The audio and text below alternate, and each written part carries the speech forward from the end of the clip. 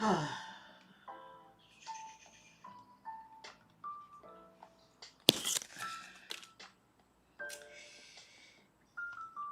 over the place this morning.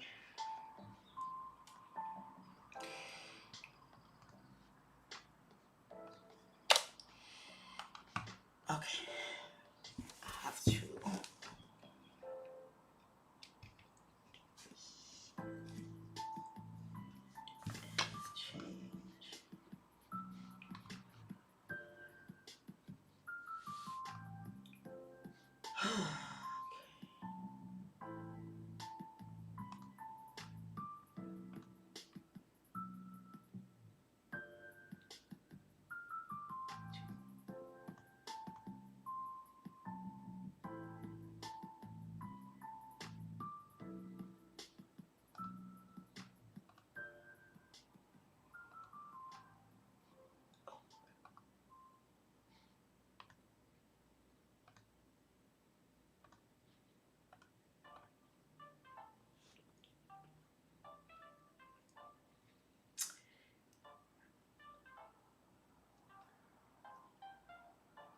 Ay.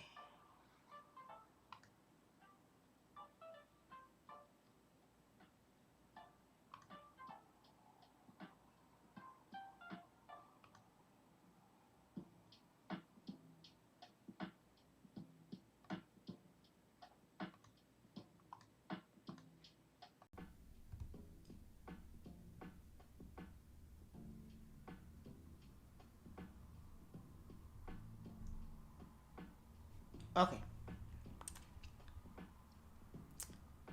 Can you guys hear me okay? Please let me know if the sound is good before we get started. Good morning, by the way. Let me know if the sound is good before we get going here.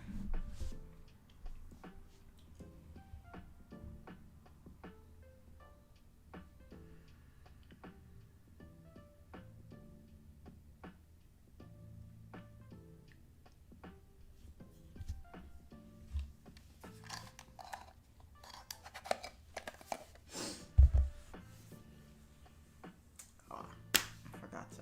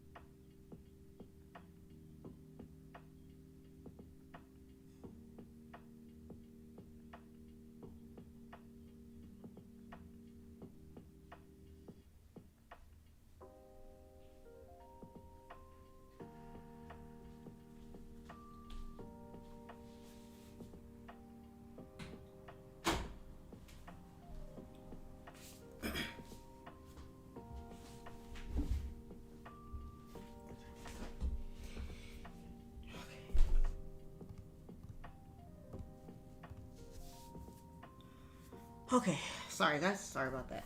Okay.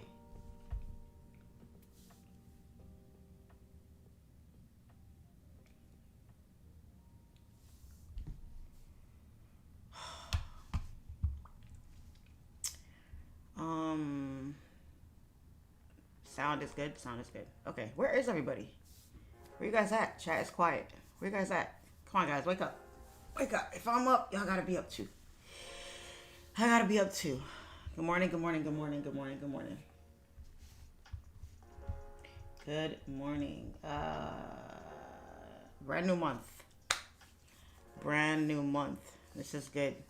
This is good. Came back nice and refreshed. Appreciate you guys for being there for me last week. Last week was a rough week for your girl, let me tell you guys. Y'all be thinking we got it all figured out. Whew.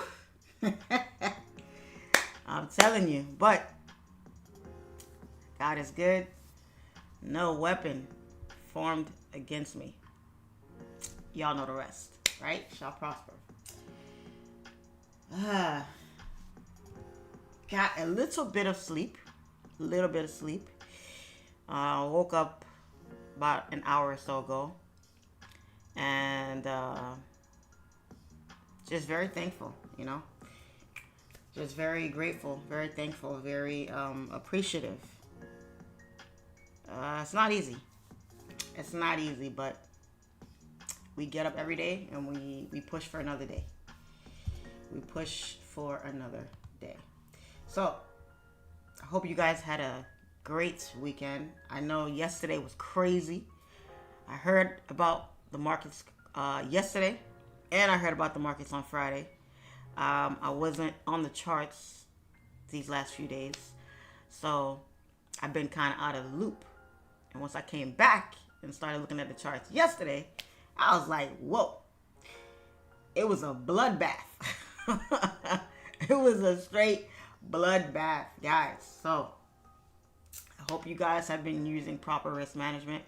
I hope you guys have your psychology on point. I hope you've been waiting and following your rules and being disciplined with what you're doing, because it's been a bloodbath. Oh wow, we got a super chat. Thank you. I don't know how to pronounce that word. Desaya. I'm so sorry if I pronounced it wrong, but thank you so much for the super chat. Appreciate it. All right. So we're at 177. Let's wait until we get at least 200 people on. And then we are going to get busy this morning. We're going to get busy. I hate this music. I have not made the time to fix my list here, my playlist. I gotta get on that. So today at 9:30 we have a couple of red candles here. Powell is talking. Powell just seems to be talking every damn day lately. What's up with this dude? I know he got a job to do, but gee Louise. So we have some news at 9:30 and a little bit of something at 10. I don't expect anything too crazy, but we will see. Okay. Don't mind this analysis here. I'm going to redo it. I'm going to go over it. This is something that I went over with a student of mine last night. I was breaking it down for her, and we're going to talk about it. I am looking at buys for today. I do see a projection for buys. Price came right back down to where I thought it was going to come down to last night, and we are moving nicely here. Might take some entries here, actually. This is not, I don't want to touch this account. This account is not for the live. Which account number was that again? 1 second, guys. I think it was 22.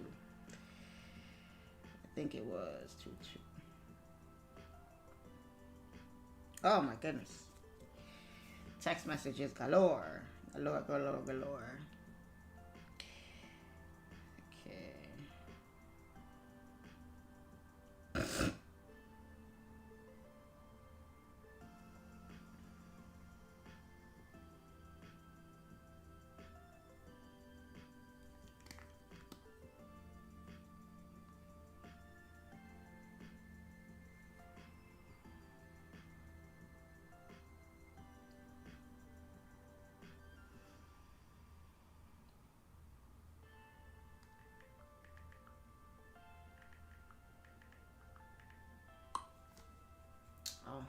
Didn't hit yet.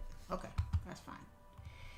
Didn't hit yet. I just gotta wait a little bit longer. No problem. Had to refund my other account. I thought it was gonna be there by now, but it's not. So I gotta wait for it a little bit longer. I don't like the dark view. I like the light view. All right, just gotta take it easy on this account. This account is not for my everyday trading. So we'll see. Okay, let's start. Let's at least do the analysis first, and then we'll get into everything else after that. All right, let's do that first. So guys, good morning again. Let's look at this here.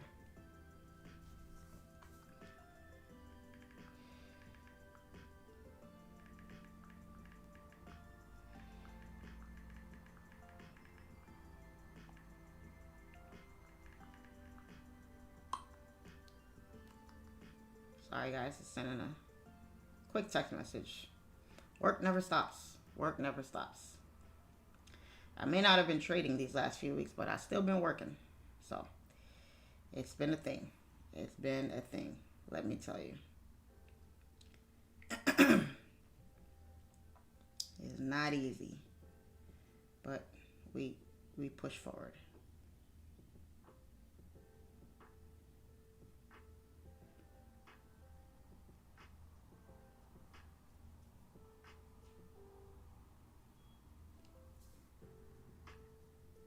Okay.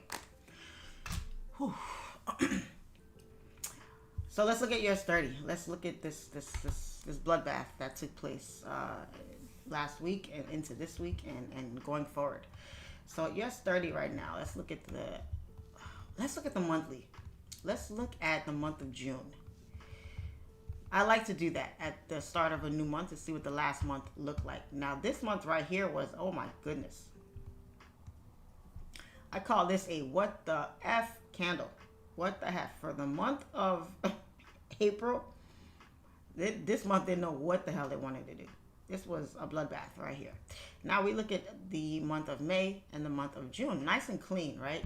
Decent sized candles, similar to the last few months into last year, into this year. So it's looking nice.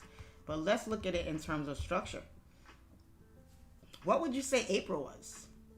Remember guys, every time frame is different, but every time frame kind of mimics every other time frame.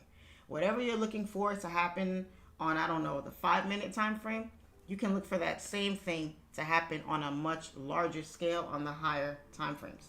So if we look at structure here on the monthly, first of all, it's bullish, right? Very bullish. We have a high, we have a low, equal highs here, high, not much of a low, but kind of a high. I'm sorry, kind of a low. Higher high and a low. So not the cleanest, right? It doesn't look like this, which is, you know, in a perfect world, that's what you want it to look like. But you know, it's doing its own thing on this time frame. Great. This right here could simply be one leg, right? You have a one leg here, another leg, one whole leg here, and then a pullback. Okay. Now let's look real quick at where this wick stopped at. This simply was what? It was a low. It was a pullback of this move right here. It was a pullback of that move. And where did that pullback stop? At the previous resistance. Previous resistance was broken, retested, and now we're still off with the buys. So the buys are still valid on the monthly, probably on the weekly, daily, and so on and so forth. Okay, the only thing that about this is now look at for the last couple months, price hasn't been able to break these highs. Okay, the 44,900, let's call it 45,000. Let's call it 45,000. Price hasn't been able to break those highs. So for 1, 2, 3, 4, 5, 6, 7, 8, going on 9 months now, we'll see for July, we haven't been able to break the 45,000 mark. Now, is there still some wiggle room to push up and tap? Hell yeah. Probably maybe 1,000 or so more points to get back up to these highs. So there's still wiggle room to push up. But either way, we're looking at it and it's like, major low down here. We could put a low here because you do have a resistance right here. So if you notice, it just keeps on repeating itself. So beautiful. The month of June was bullish. The entire month of June was a bullish month. Nice and clean. The wicks aren't even really much to be worried about. So you have a nice low, and a higher high needs to be formed, which means we need to keep going. We need to create a higher high. Are we going to break these highs, though, is the question. So until we break this high, which hasn't been broken now for several months, from here, we got to see what's going to happen. Are we going to come back down, or are we going to break and make a higher high? But for now, price is kind of in limbo, right? We're kind of in this limbo land right now. We're at the high of the July monthly candle. We could wick and push down. We can retest. A lot can happen in this move here. Overall, I'm looking buys. Overall buys. Okay, so there's not too much analyzing you need to do on the monthly time frame. It's really pretty cut and dry, pretty clean. It's probably, to me, it's the cleanest time frame, honestly. But can you trade it? No, you can't, because it's too large of a time frame, and we're not swing traders. So I'm not a swing trader.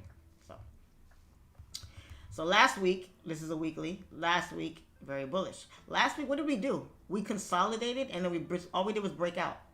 We broke out of the consolidation. If I saw this on the 5-minute, the 1-minute, the 15-minute, it's just as clean. It's just as clean, okay? And obviously, we know that these are wicks on the higher time frames, so we don't have to too much worry about that. It looks jagged. It looks ugly. It looks a lot of like, what the hell's going on here? A whole lot of indecision. But we know on the next higher time frame, it's just one big ass wick. That's why it looks so crazy the lower you go, because it's a wick. Candles are not, it's a bunch of gapping, not opening and closing in the same area.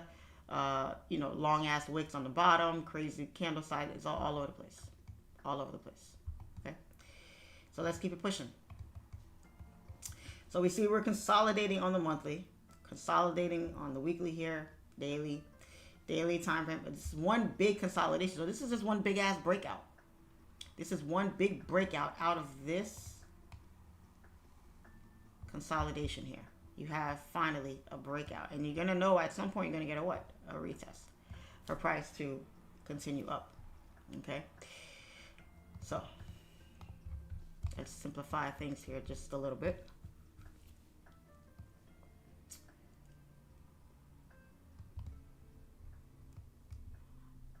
So I have this zone marked off down here. This is the way the markup looked this morning that you guys saw. So I have this zone marked off here and here because, you know, we have these two lows. So price could easily make its way on down here if it does try to retrace, but it needs to break this low first. It needs to break that low first. Okie dokie, okie doke.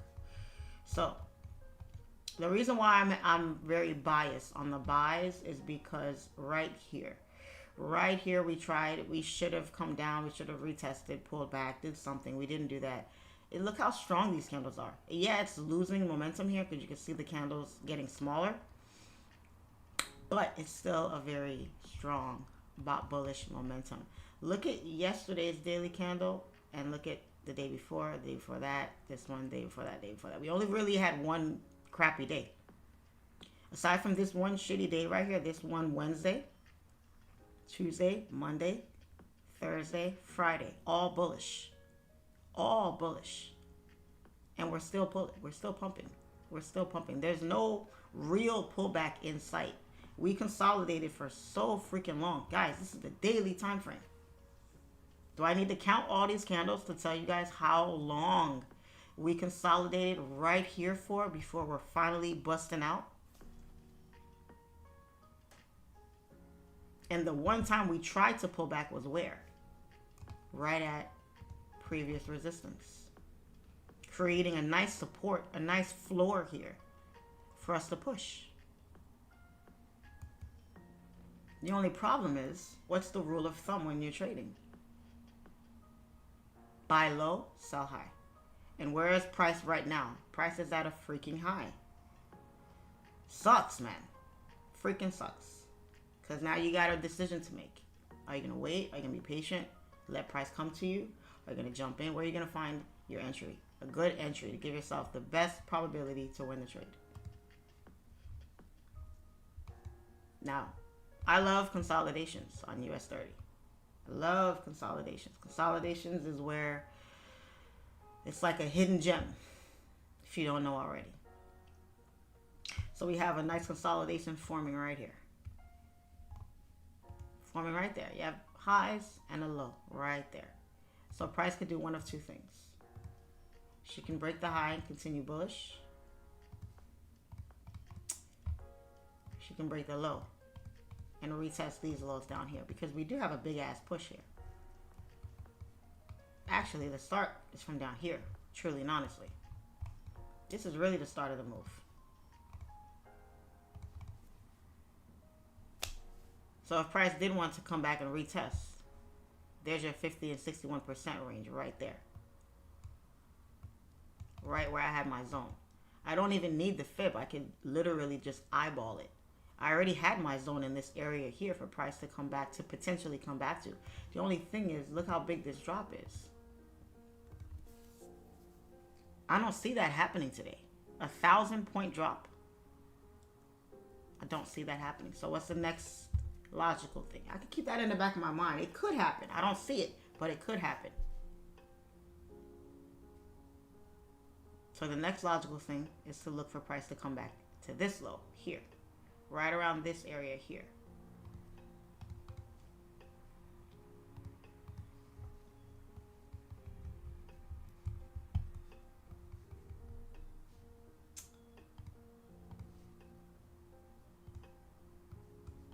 So it can either come to this low here, which I had a zone before there, right here.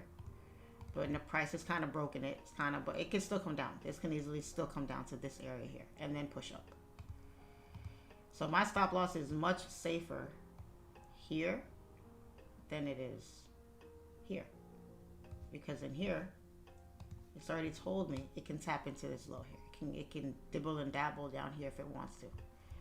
So I don't want to put my stop loss there because too much action going on down here.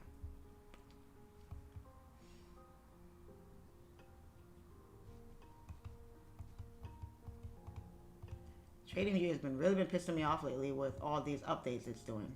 It's changing the way things work, and it's throwing shit off. I wish they would just leave it alone. There's a lot of other things they could be focused on doing instead of messing with our settings. Okay. Also, guys, if you have questions about this analysis, please drop them in the chat so I can keep my eye on that. Okay. Give me a second. Let me see what's happening here. US30 is not an easy pair to trade. It is for me, but it's not for a lot of other traders because it's a very advanced pair.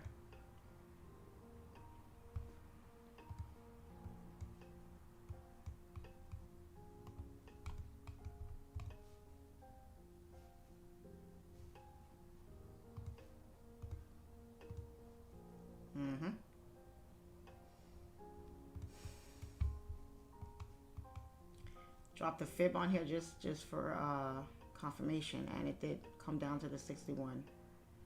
This is from 0 to 100, and this is right around 50-60% of this push here for price to do something like that. And the negative 27% is right at my previous resistance for how many points? 182 points. Not too many points, but it's a good move nonetheless. Still a good move. But the question is, are we going to stop at the 61 and continue bullish, or because we have a resistance here holding 30-minute resistance, 1-minute resistance, 4-hour resistance. And look at this daily candle. Oof. It's creating a long wick. It's rejecting again. It rejected here yesterday, and it's rejecting that same high again currently. It's not done yet. Candle's still open, but look the way this candle's forming. It looks kind of ugly. Not gonna hold y'all. It looks ugly as shit.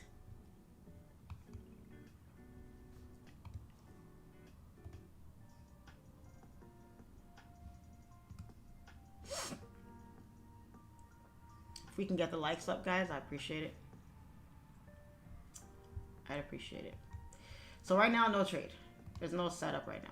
We're just waiting. Right now, we are in limbo. We are in no man's land right now. No trade right now. We're just chilling, stuck inside this consolidation. We're not at a high. We're not at a low. So we have to just sit on our hands and twiddle our thumbs. Can you twiddle your thumbs while you're sitting on them? Probably not. Okay.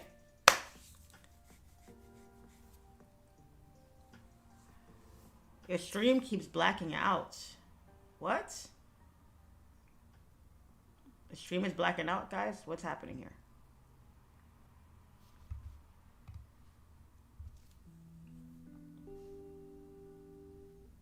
Wow, he's talking right at opening bell. Son of a gun. Son of a gun. I don't know what's happening. YouTube is all over the place, guys. I'm sorry. I don't know why it's doing that. Not they done threw commercials in the lives. They're messing with the, I don't know. Maybe it's the internet or I don't know. I'm sorry, guys. Sorry, guys.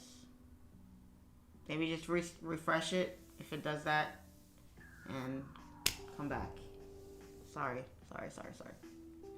But it's showing excellent connection on my end. So unless I see that it tells me something different, then I there's not too much I could do on my end.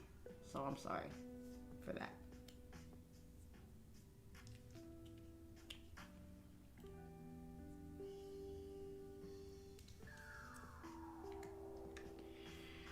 Just a heads up, guys.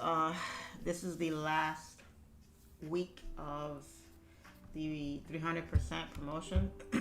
So make sure that you take advantage of that before it goes bye-bye. And I don't think it's going to be returning for a while. So take advantage. Use the link in the description box. Use my link. Once you are confirmed that you have used my link or you are showing under my link, then you can request it from support. They'll verify you and then give you the bonus. Once your deposit clears, and you have to deposit at least $100 in there to get the bonus. So 300%, guys, again, is unheard of. Completely unheard of. So get to it, because that's an amazing deal. I don't care what anybody says. That is an amazing deal.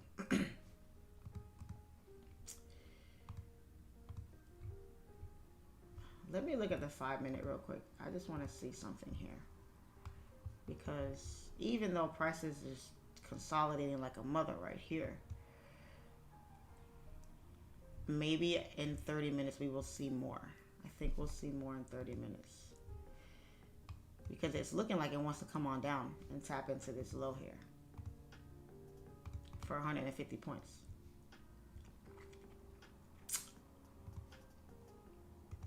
It looks like it wants to tap into that low and come on down.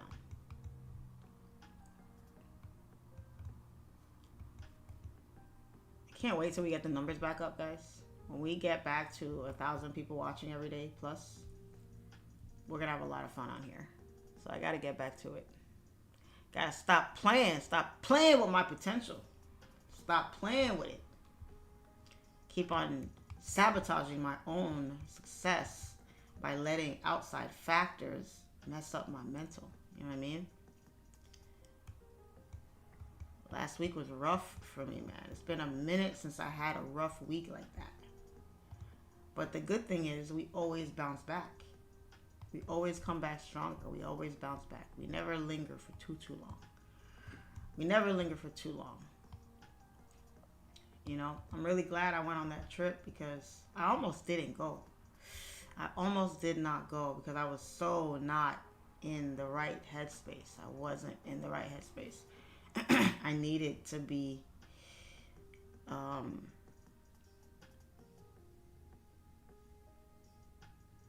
needed to be alone to kind of sort through my thoughts, but it really did help. Really, really did help. So That's why you need good people around you. You need good friends, good family. You need people around you that love you, support you, understand you, people that genuinely care about you, people that want to see you good, happy, you know? Because I don't know where I would be today without my circle.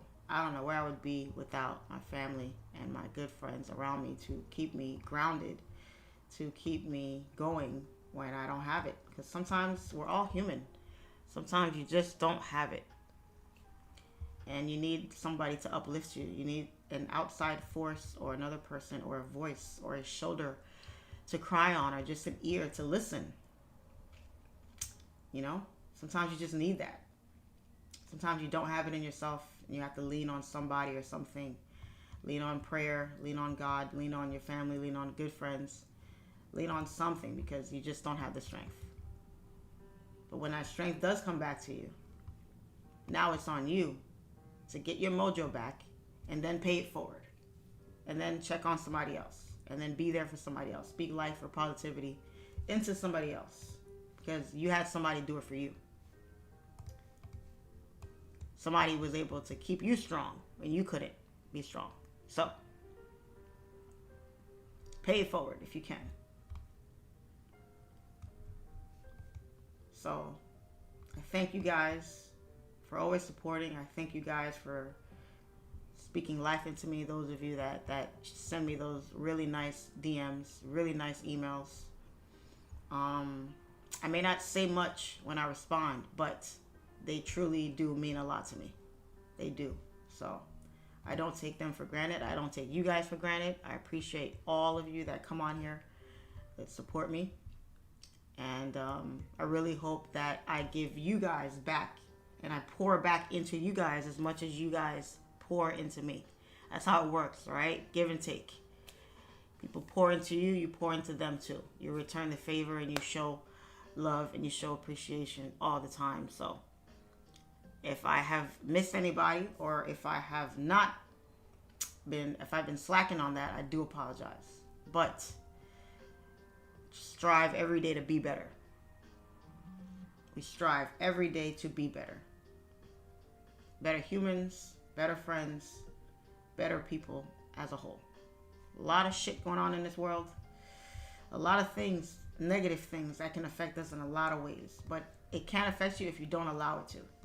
If you don't let those things creep up in your mind and you control what you allow to seep into your mind, you have more control than you think.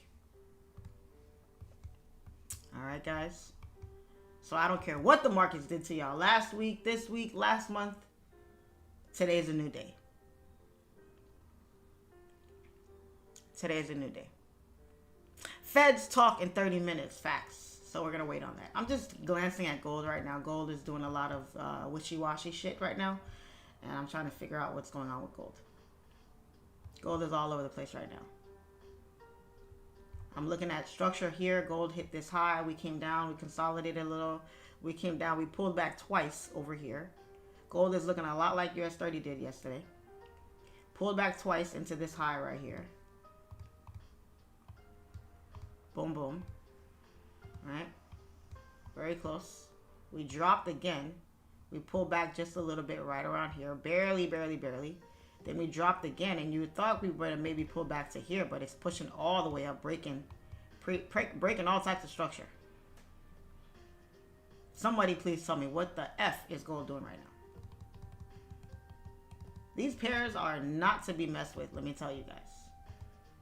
These pairs are not to be messed around with, because these things will eat you up and spit you out alive if you let it. If you didn't get in from these entries here, you don't even have an entry on gold.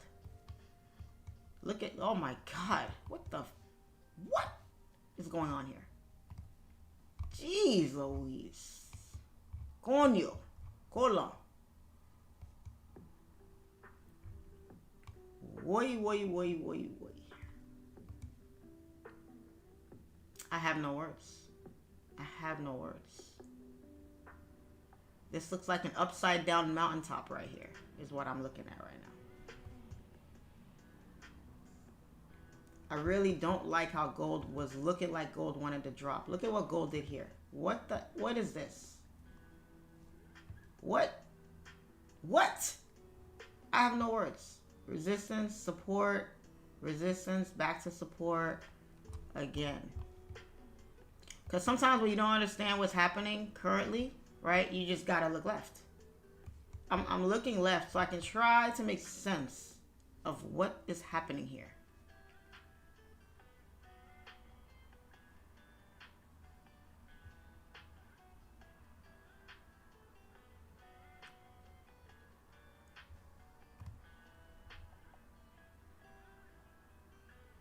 Support, support, support, break, retest, drop. And now we're breaking structure. And the candles are so little too. They're so little, it's so jagged. This gotta be an ugly, this is a nice push up, but it's ugly at the same time. Because look at the candle formation. Look how the candles are forming. It's like, it's moving up, but very slowly, very up and down movement. I'm not touching gold. I wouldn't recommend anybody touch it. If you're not in these buys already, vete en paix. That means chill out. That means chill. I don't know about this week, guys. I don't know. Friday was crazy. Yesterday was ugly as shit. Today, what the hell's going on here? This is crazy. Gotta look at the high time frames now. Got to.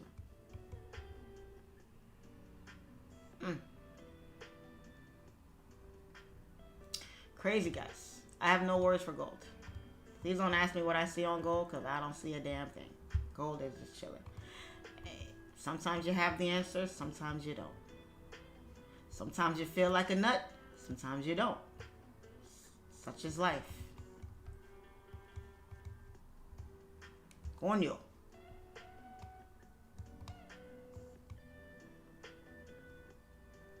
I found out yesterday what DWL stands for. I didn't know DWL. People would message me that, and I'm like embarrassed to ask what the heck that means. I didn't know what DWL meant. It's crazy. But I found out it's the Jamaican version of saying LOL, basically.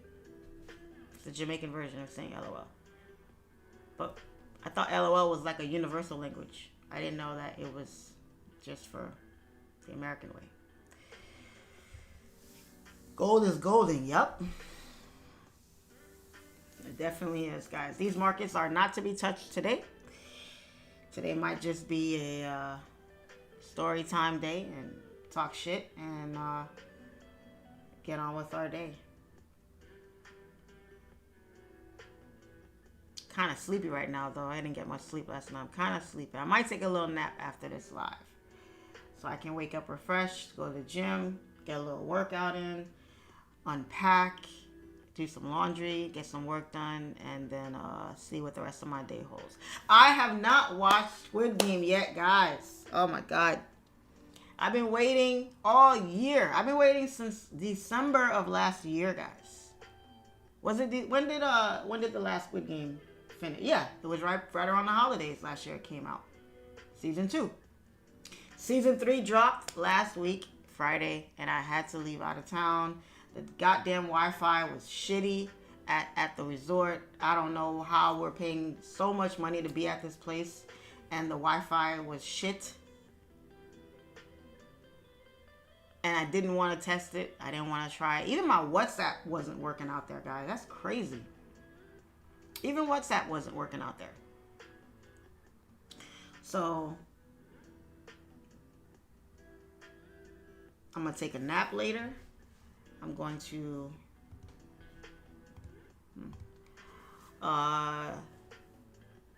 go to the gym because I haven't worked out since last Thursday. And come home, relax for a little bit, and then I'm going to put my phone on Do Not Disturb, turn off all my other electronics, crank up my AC, cuddle up on my couch. And how many episodes is it? 7? So that's what, 7 hours, 8 hours, 9 hours, I think. So yeah, your girl's about to go MIA to finish this final season. And I've been avoiding every post that I see on social media about it. I'm avoiding the comment section. I love reading comment sections. The shit people be saying be so funny sometimes. I'm avoiding the comment section so I don't see anything. I don't want to know what happened. I want to just watch it clear with nothing. I don't want to, oh, this person, da da da da. I don't want to hear that. Why did they do this? Oh, I don't want to hear shit. I just want to watch it in peace and be surprised as if I watched it Friday. So, don't talk about it. Please, if you watched it and you know what happened, please don't say anything about it on the live. And we can talk about it tomorrow, if anything. But for now, no. Just waiting for market open here. So, last night, I revealed something about myself on my Instagram story that caught a lot of people by surprise. And even though I asked not to receive a bunch of DMs about it, I did. Anyway, I knew that was going to happen. It's cool. Very surprising. But, yeah. Those of you that follow me, who wants to tell me what it was that I revealed about myself on my stories yesterday? Because we're about to get into it right now. I wasn't going to talk about it because it's stupid. But since y'all want to know, I'll tell you guys. It's cool. So, yes. Do you think it's a good idea to not trade NFP week? Yeah, it's a very good idea to not trade NFP. Sometimes it's good, sometimes it's not. Yeah. Yeah, guys. How old was I? I think I was 20...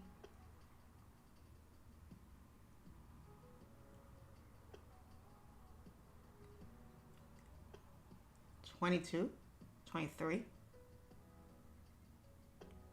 It's crazy how my 20s is such a freaking blur to me.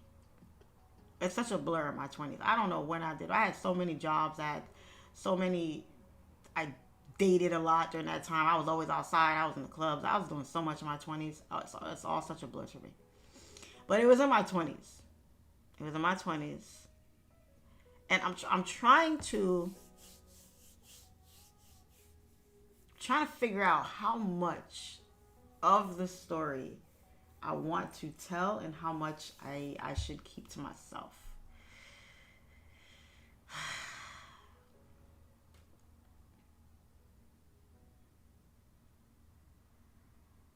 I'm trying to think how much. I mean, can you guys keep it secret? A commercial came on. Hey, YouTube, oh my God, YouTube is just savage. I'm telling you, YouTube is savage. Oh, man. Can we keep it secret? No, we're broken free. Guys can't even hold water. I didn't want to ask, but since you're talking, if you're going to tell it, just tell the whole thing. Okay. All right, let's talk about it. I want to tell you guys something really stupid that I did too. Really stupid that I did. So, real quick, how many of you watched the last YouTube video I put out? Not the one I put last night. I dropped one last night, but the one before that. The one that I was talking about, the last 3 jobs that I had before I took on trading full time. How many of you watched that video? I'm trying to see something.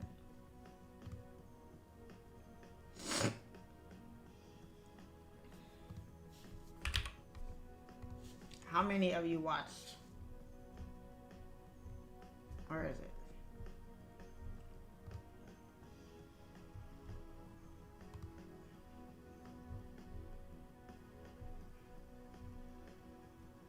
How many of you watched this video? The worst 3 jobs I ever had. Which one? How many of you watched this video right here? Because that has a little bit to do with it.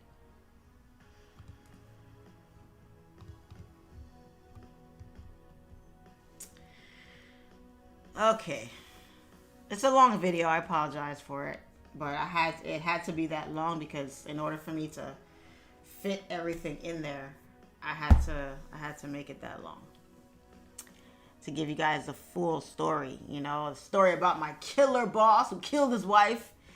There's a whole TV show they made on him. I pinned it in the comment section. The person that put that, thank you for that. I actually watched that when I was in the Bahamas. I couldn't help myself.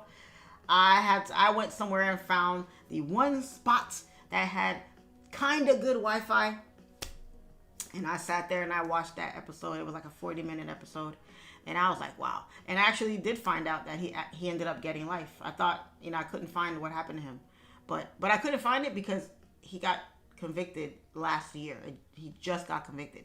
Like, it took like 6-7 years. That guy sat in jail for 7 years almost, waiting on trial. And then he finally got convicted. And he got life. So, but that was crazy. That was crazy. I ended up telling my mom about that story because she never knew about it. And she was freaking out. She was freaking out. She's like, what? He did that to his first wife? And now he thought, oh my God, Arlen. Mind you guys, I didn't know all of that stuff when he first started giving me a ride to work. Okay, if you want to know the backstory, guys, go watch that video after today's live. But I did not know about all of that shit that he did until after, way after the fact. Okay? And, but thank God, you know, I'm a child of God. I'm protected. He didn't allow him to do anything. And during that time, he was trying to be on the right track, I think. You know, he was working a job. He was doing his thing. And I think once he fell back in the drug abuse, that's when he started tripping. So, a lot of people have a lot of demons that they're battling, that they're dealing with. And sometimes, you know, they can't deal with it. They cannot overcome it by themselves. And they just fall into bad habits and shit happens. You know, what are you going to do? So yeah. That was freaky. But yeah, he's doing life. He's doing life. He killed that poor girl. And they never found her body. I thought they found her. They never found her. They never found the body. Which is crazy because had he never said anything, maybe he would have never, you know. Sometimes they prosecute. Sometimes they don't. If they have enough evidence. But I don't know. If he didn't snitch on himself, he probably might have got away with it. Because they never found her body. They never found her body. So how does that have to do with my getting married? All right, let's talk about it.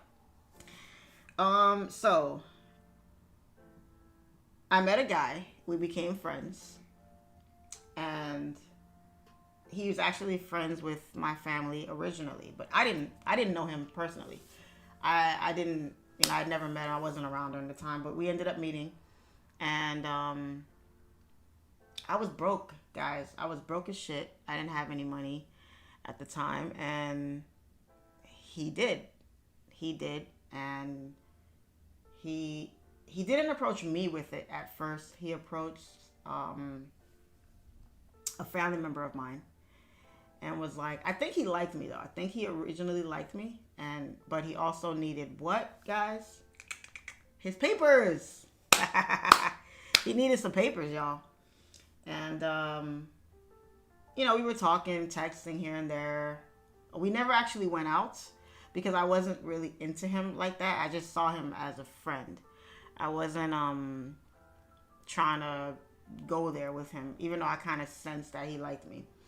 But I was just being nice, you know. And I was dating a lot at that time. I had a roster back then. I was dating a lot because I was young. You know, I was young. I was in shape.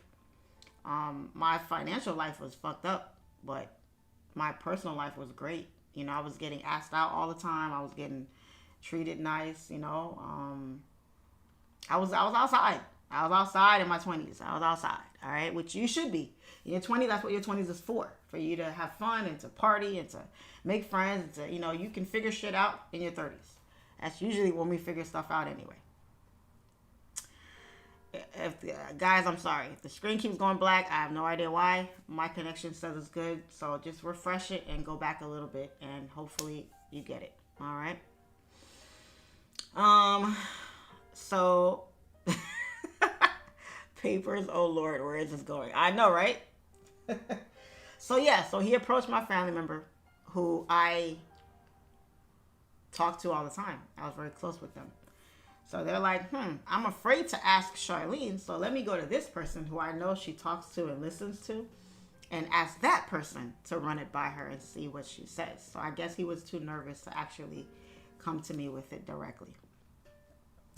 So he adds a little cherry on top. He's like, yeah, I'll pay her, I think it was 15,000, 10,000 or 15, one of those. But I was approached with it, and I was like,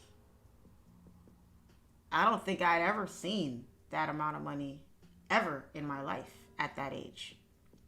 $10,000, $15,000, shit. So that was like $1 million to me back then. Like, obviously it's not anywhere near that, but to me, a broke 20-year-old, that was life-changing money. So I was like, I thought about it. I'm like, man, so what do I have to do now? How does this all work? You know, so I was like, yeah, all right, whatever. He was like, no, it's not hard. You have to marry me. We have to act like we're together, this and that. File the paperwork. And then we do a couple meetings, like interviews or whatever with what do you call that place? Immigration or whatever that shit is called. And, you know, once I get my stuff, then, you know, we can divorce, it does it, whatever, and then boom, boom, boom. So in my little naive young self, I didn't realize that it wasn't that simple, because what they didn't tell me was that it was very illegal to do that.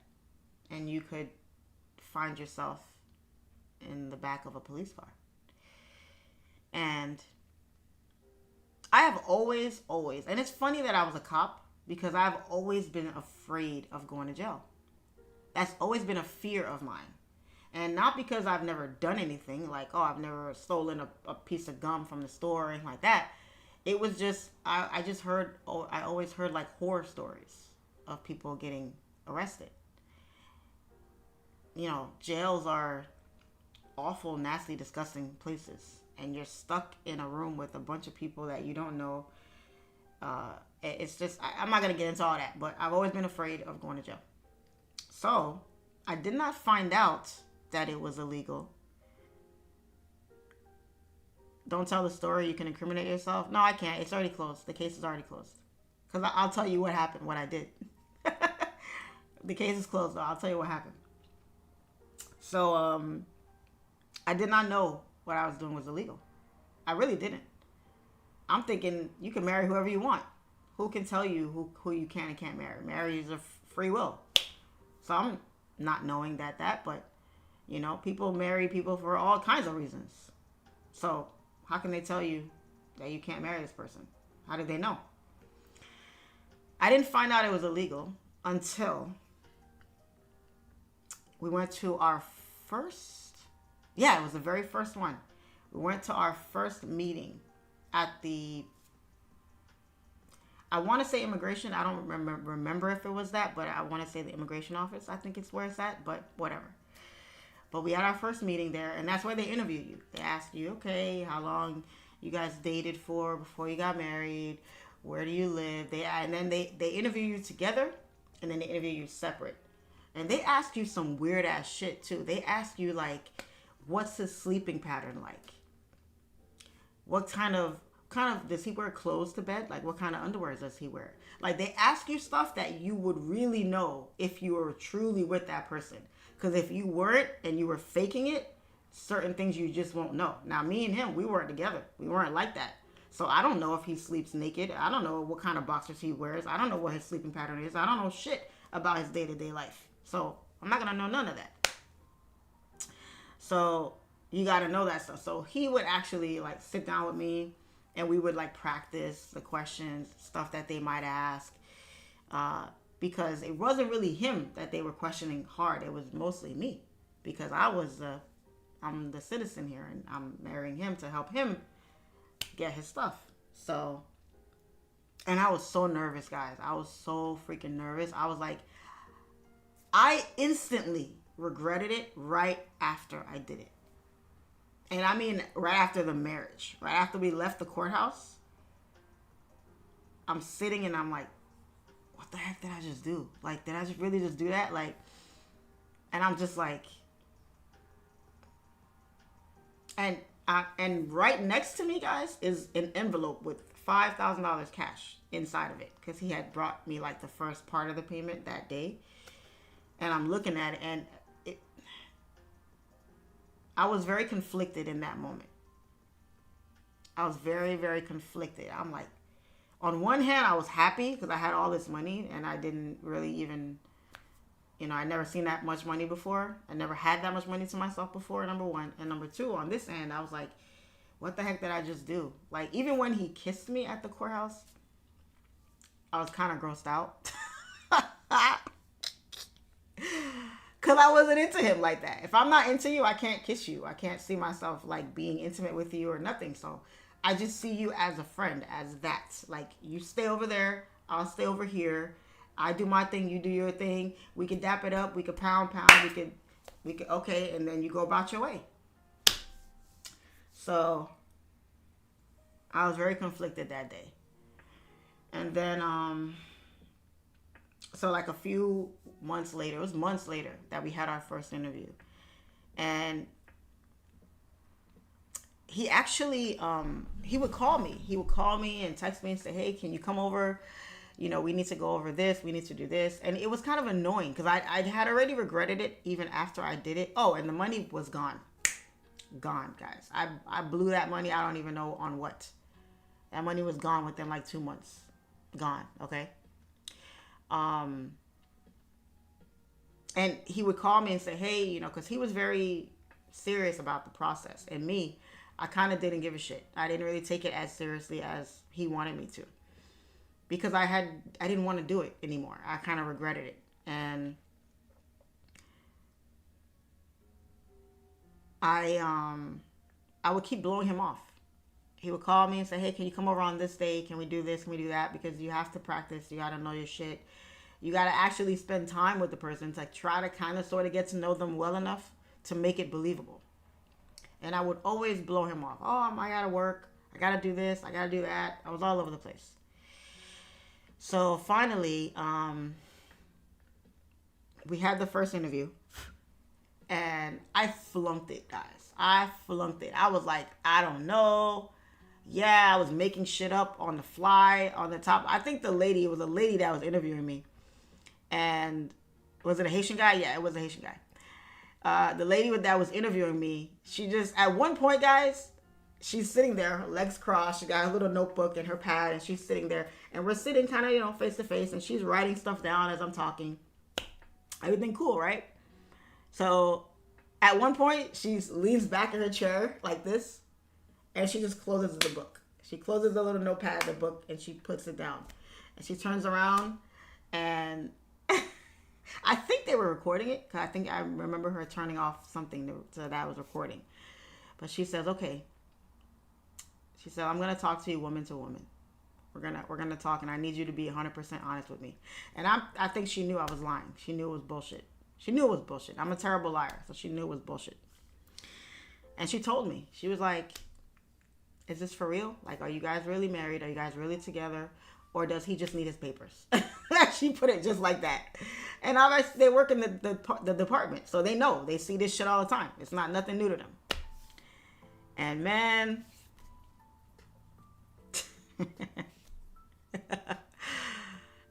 I folded. I was like, she could tell. Like, she could tell, right? So she goes, okay. The interview is going to end here. I don't remember all the wording that she said. But basically, it was a wrap after that. It was clipped. It was clipped. Whatever we had going on, it was clipped. And when I walked out of the room that day, he was waiting for me in the lobby. I think he knew I fucked up. Because when I walked out, he's looking at me, and his whole body language was, I think he sensed something, and we drove away together. We came in the same car. And I think he knew something was up. Because they didn't say anything to him. He was done before me. He was waiting outside. And they were talking. The lady didn't call him in, didn't say nothing. They just let me out and go. So it wasn't until maybe a couple months later, a couple weeks or months later. It wasn't that long, but it was a while later. I get a phone call from, I think it was the Department of Homeland Security. And they actually, so they have an office not far from the town that I live in. It's right here in town. And they called me and asked me to come in to have a conversation. My dumbass, guys, did not freaking realize Department of Homeland Security is a branch of law enforcement. I had no idea. I'm thinking it's just another government agency. They're just like administrators or some shit. So, at the time, I was living with my aunt, who was a police officer at the time. And I didn't even tell her. I was so scared. I was so freaked out, guys. I was shitting bricks every day. I was so scared. I didn't even tell her. She found out after the fact. So I was like, okay, they gave me a day and they're like, okay, when can you come in? We just want to talk. I was naive. I didn't know shit. So I was like, yeah, sure. I'll come in. Not realizing these are freaking cops that are calling me in to interview me. So I'm so nervous. My heart's beating out of my chest. I'm so scared. I get over there and immediately, guys, I'm thinking I'm going to jail. I'm going to jail. Like, these people about to arrest me. Oh my God, my life is over. It's over for me. I was shitting on myself. So I get to the office and I went by myself. I didn't tell anybody. Got in the car, went by myself, and I got there. I walk in there. There's nobody there. The building is like empty. There's like one little person sitting in the front. And the building is like it looks like a big ass museum. It was so quiet. Nobody was in there. So cold too. And I tell them, hey, oh, my ears are ringing. Somebody's talking about me. Eesh. Uh-oh, that might be a sign. I walk in the lobby. I say, I'm here to see, Detective so-and-so or Officer so-and-so, whatever. So I'm sitting out there and I'm just, how you guys get nervous when you're, oh, it's 9:30. Okay, 9:30 news. We're going to see if 9:30 does something. It looks like it wants to come down, but we'll see. So I'm so nervous. I'm sitting in the lobby and then this white guy comes down the hallway, hands in his pockets, says, are you Mrs. Cadet? I said, yes. Okay, says, come with me. And I walk with him. We walk into this office room. Those little rooms they put you in when they're interrogating you on some shit that you did? Anybody that's ever been interrogated? Yeah, they put me in one of those rooms. And I'm sitting there and he told me to wait. And I'm sitting there and I'm waiting. And I'm about to pass out, guys. I am so freaked out, so scared. I'm about to pass the fuck out in these people's office. So I'm so scared. I don't know what's about to happen. I was by myself. I didn't, nothing. So I get in there, and then the same guy that walked me in there walks in with another guy. So it's two white guys that walk in. Shook my hand, said hello, and then they started questioning me. And I was so scared, guys. I was so scared that I was the most honest I had ever been in my life. And that was the biggest mistake I could have done. Because I literally went in there and told on myself. Like, I literally just snitched on myself. It was that bad.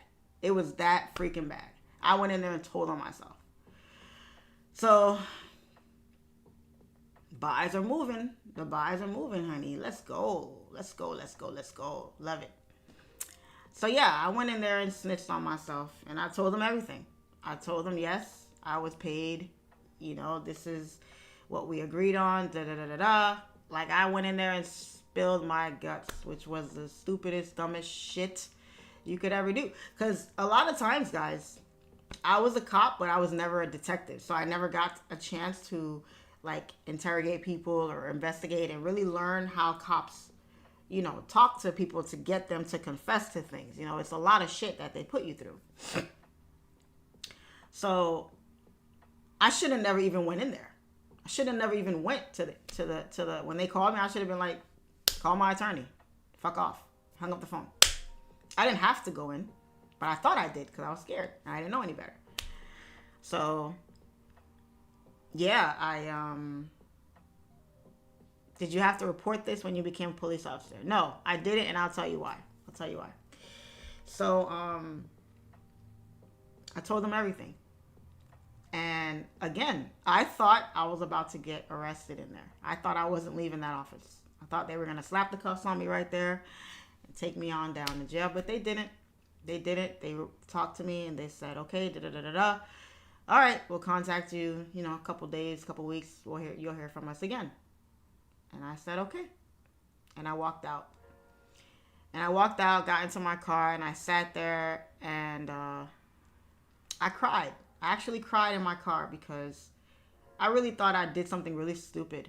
And I'm like, look at all of the mess I done got myself into when I didn't have to. And now I'm about to ruin my life.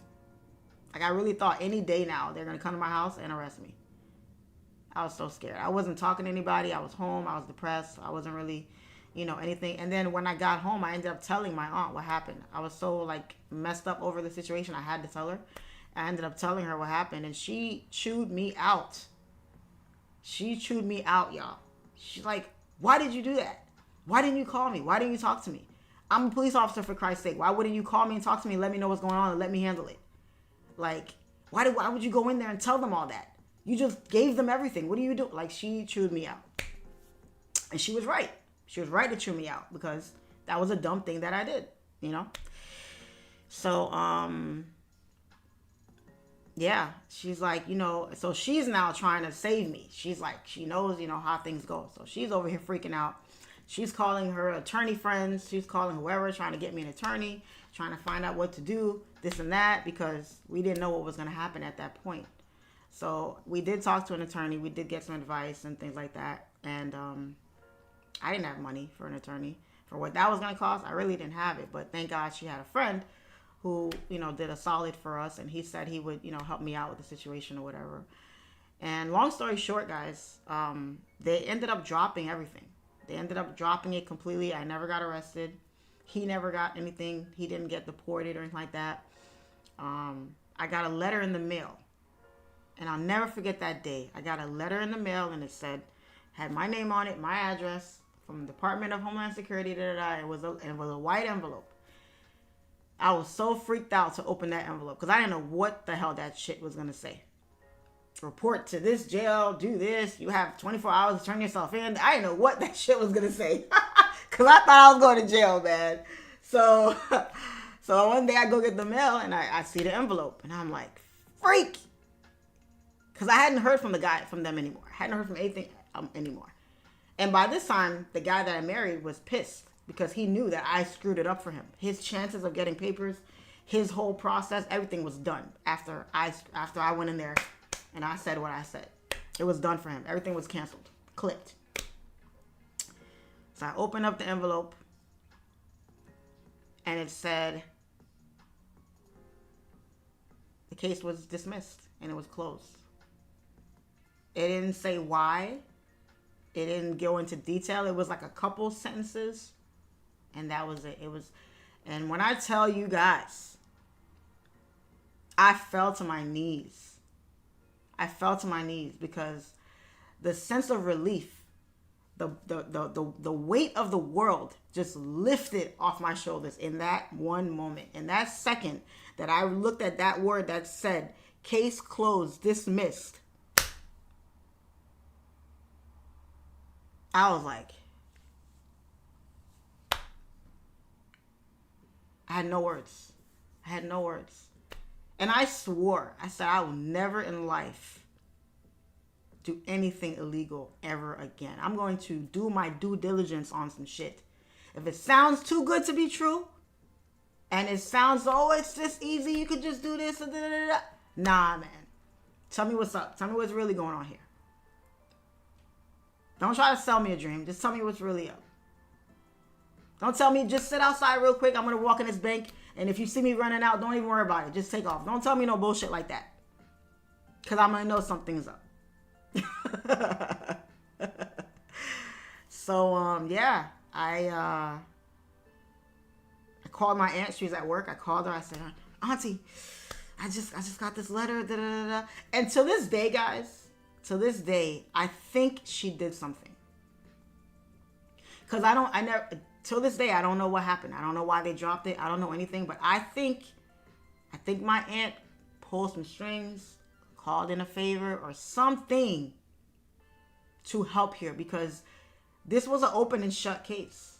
They didn't need anything else. They had me in there singing like a canary about everything. So why would they close it? Why would they? Why wouldn't they go through with it and lock my ass up, throw away the key, and deport his ass while they're at it? Why wouldn't they? They knew where we were at. Why would they just dismiss it? For what? I think I had a guardian angel watching over me, which I still do to this day, thank the heavens. But somebody was looking out for me. Somebody called in a favor. Somebody looked out for me, guys, let me tell you.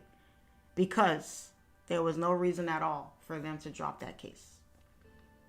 If they investigate cases like that, like potentially fraud and shit like that, with faking shit and all this to get to defraud the government, to get papers, this and that, whatever, that was an open and shut case for them. And I made it out by the skin of my teeth. So I learned a valuable lesson there, and so I never went to actually get a divorce. I never went to get, and we couldn't do an annulment because too much time had gone by. So we actually had to do a divorce. But first of all, you got to file a bunch of paperwork. You got to pay money. You got to do all this shit that I wasn't trying to do. So I really didn't care. I wasn't planning on getting married again anytime soon. So I was like, shit, whatever, leave it alone. And I never spoke to him either. I never spoke to the guy I married. I never really talked to him again after that. I found out recently too, this was like maybe 2 or 3 years ago, that I found out that he actually filed for a divorce.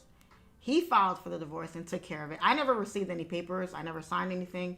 I never got any documents, nothing. But they went ahead and they did it. However, because there are ways to get divorces without the other person. You just have to, show certain things.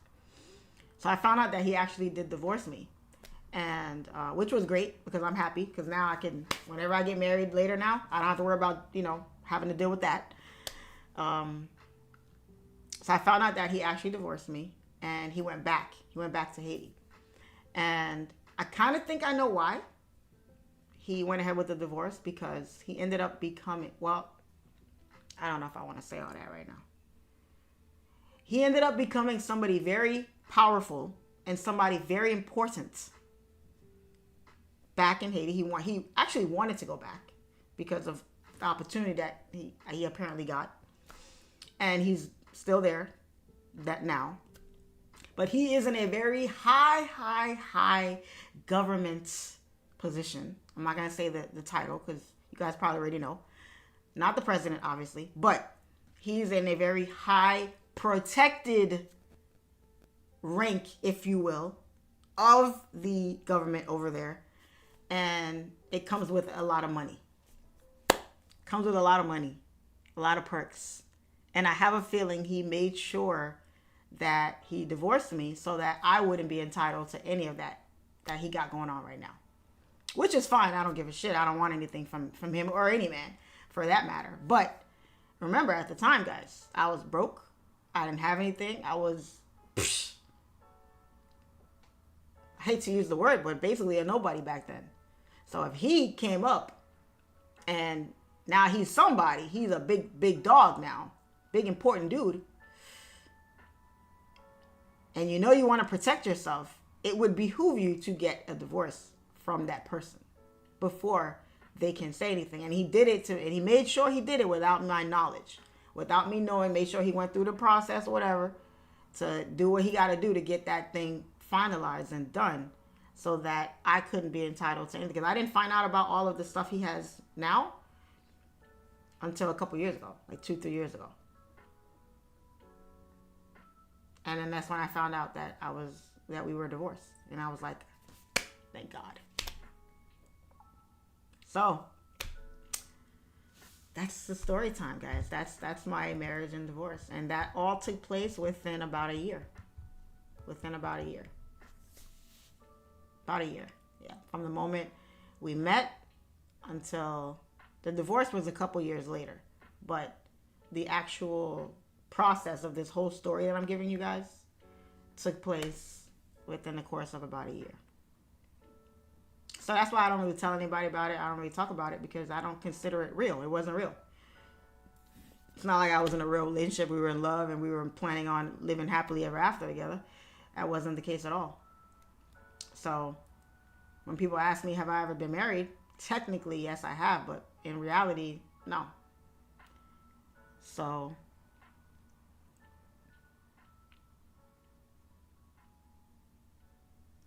if I knew about trading then, I could have dropped 5K in Bitcoin. Woo! Tell me about it. I would have been a rich cat, a rich puppy right now. But yeah, guys. I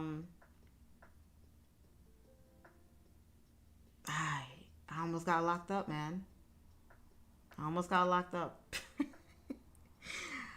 I almost did it. I almost called my number on that one. I almost did it. This is lovely here. Look at this.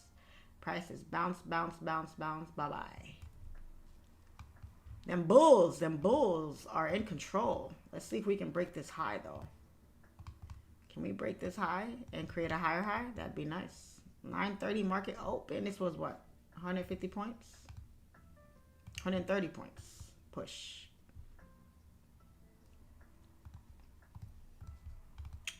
Lovely. What does this look like on the higher time frames? Okay, those are the wicks. There we go. Yep, lovely buys. If you got in on the buys, good stuff. Good stuff. I think the initial analysis that I had from last night was here. Where was last night? Oh, it was there. No. 10 o'clock last night. Yeah, that was the initial. And then stop loss was down there somewhere. Bye. Bye, US30. 945. Let me see something here. Yes, sir. We're going to hit these highs. We should hit these highs. Plenty of room. Yep. No sells, guys. All buys. All buys. Baby, baby. All buys. Lovely.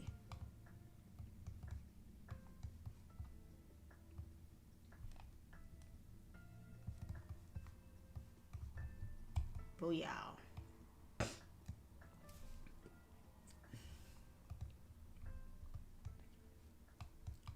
Just keep swimming. Just keep swimming.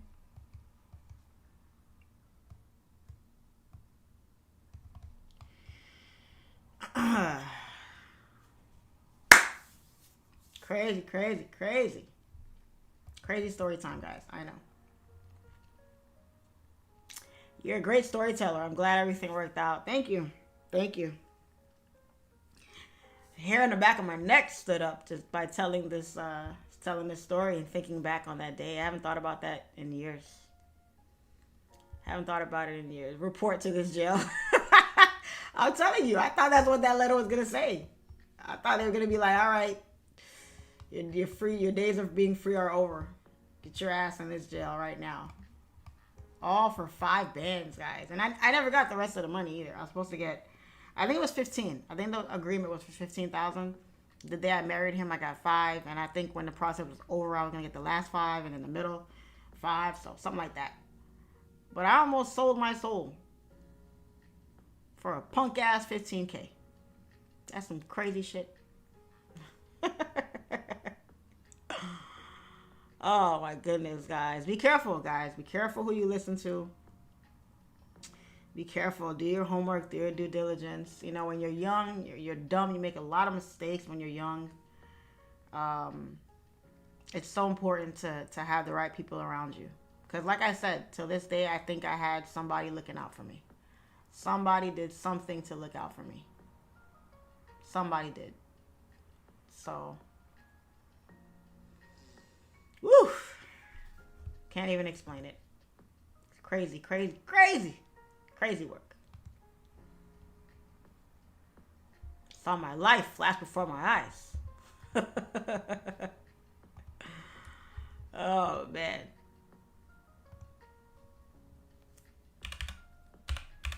Saw my life flash before my eyes. I have to call my mama. Crying, Mom, just come get me, please. What did you do, right? You get locked up and you call somebody to bail you out. They start asking you 5,000 questions. What'd you do? How'd you get yourself in there?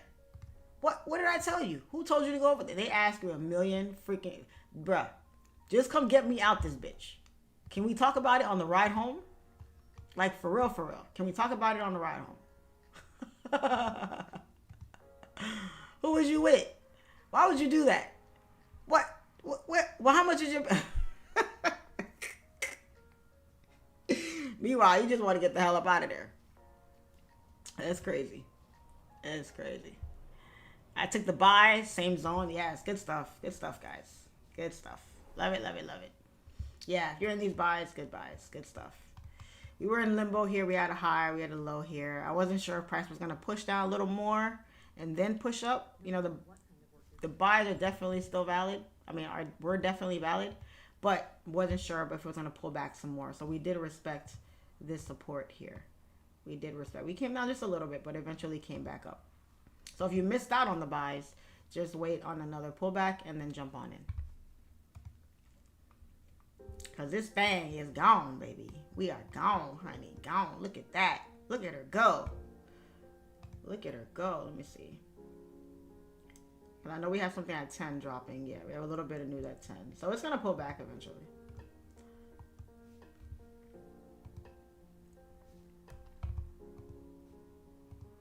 Yeah, man. You get locked up and they ask you 50 freaking questions. Like you knew what you was doing. Man, if you don't get me out of this goddamn box.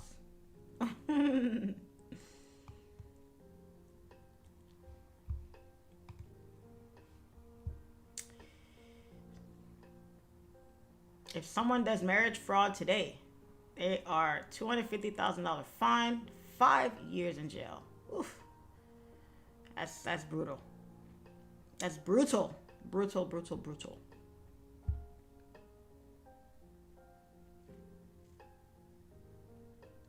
Sorry you had to go through that. These marriages of convenience stories are true, though. Oh, yeah. They still do it to this day. They just don't call it that. How many women marry men for money? How many? Guys do it, too. Guys marry women for money, too. Do it all the time. You gotta protect yourself. You gotta be smart.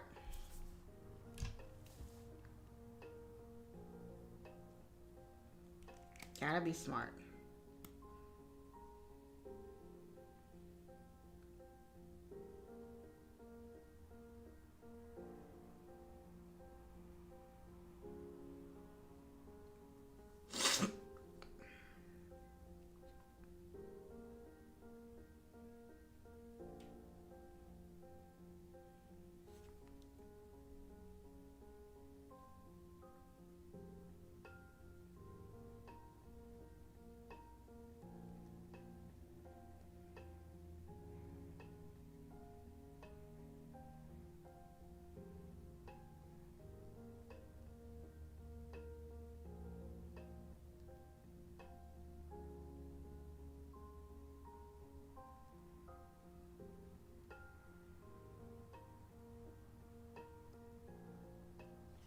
Look at her go. Just keep swimming. Just keep swimming.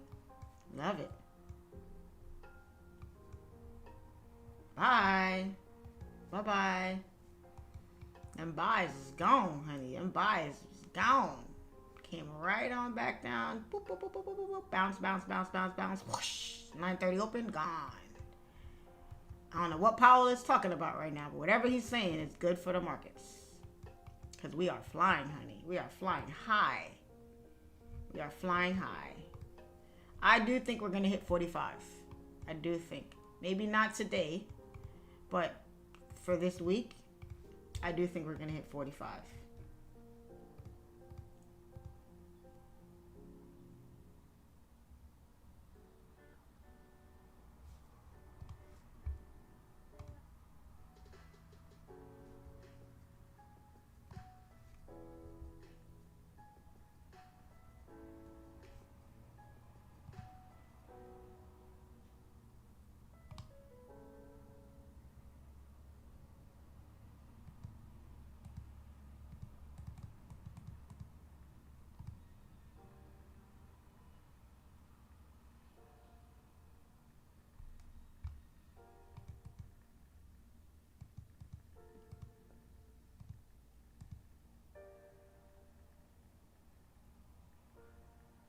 Am I tripping or do I not see NFP? Not this Friday.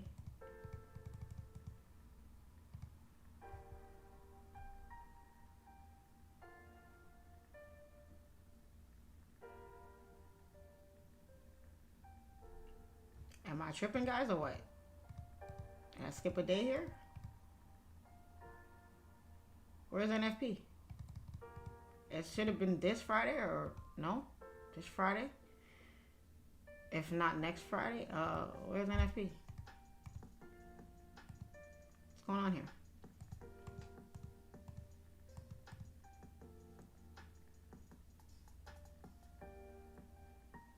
NFP is Thursday. What? Since when is NFP on a Thursday?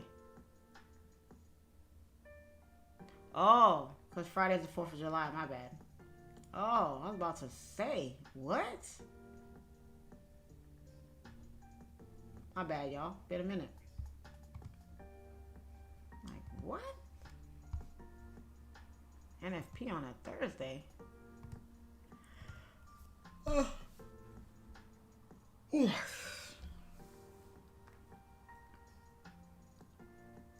Ooh, take a nice nap after this live. Sleepy.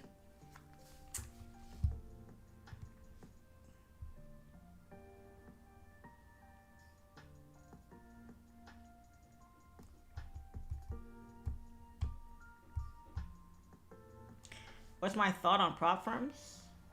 I think you should find a good one. Do your due diligence on them before you pick one. It's harder to marry someone for green card with this current administration. Let me tell you something. This president right now, I think by him saying make America great again, what he meant to say was make America white again. I think that's what he was trying to say without saying it. Make America white again. I don't know when it was ever just white, ever in its history, but based on him, yeah. I think he wants to get rid of every other race in the world. I think we're looking at a new age of dictatorship, a new dictatorship. I think our president is running along the lines of Adolf Hitler. This man is trying to wipe out an entire race of anybody who's not purely white. And if you ask me, he should start with his wife. That's a different conversation for a different day. So all the Hispanics, all the black people, all of the people who are not white who voted for Donald Trump, I'm gonna keep my thoughts to myself, because the amount of stupidity that is existing in this world is crazy to me. I don't care what anybody thinks. How many different ways do you need somebody to tell you that they don't like you? This man makes no qualms about telling people that he do not rock with nobody who ain't white. He only does it because he has to. It's to fit his narrative. It's to push his agenda in a certain type of way. So, it is what it is, man. We live in a really messed up world, and people are just blind and dumb. Very blind and very dumb.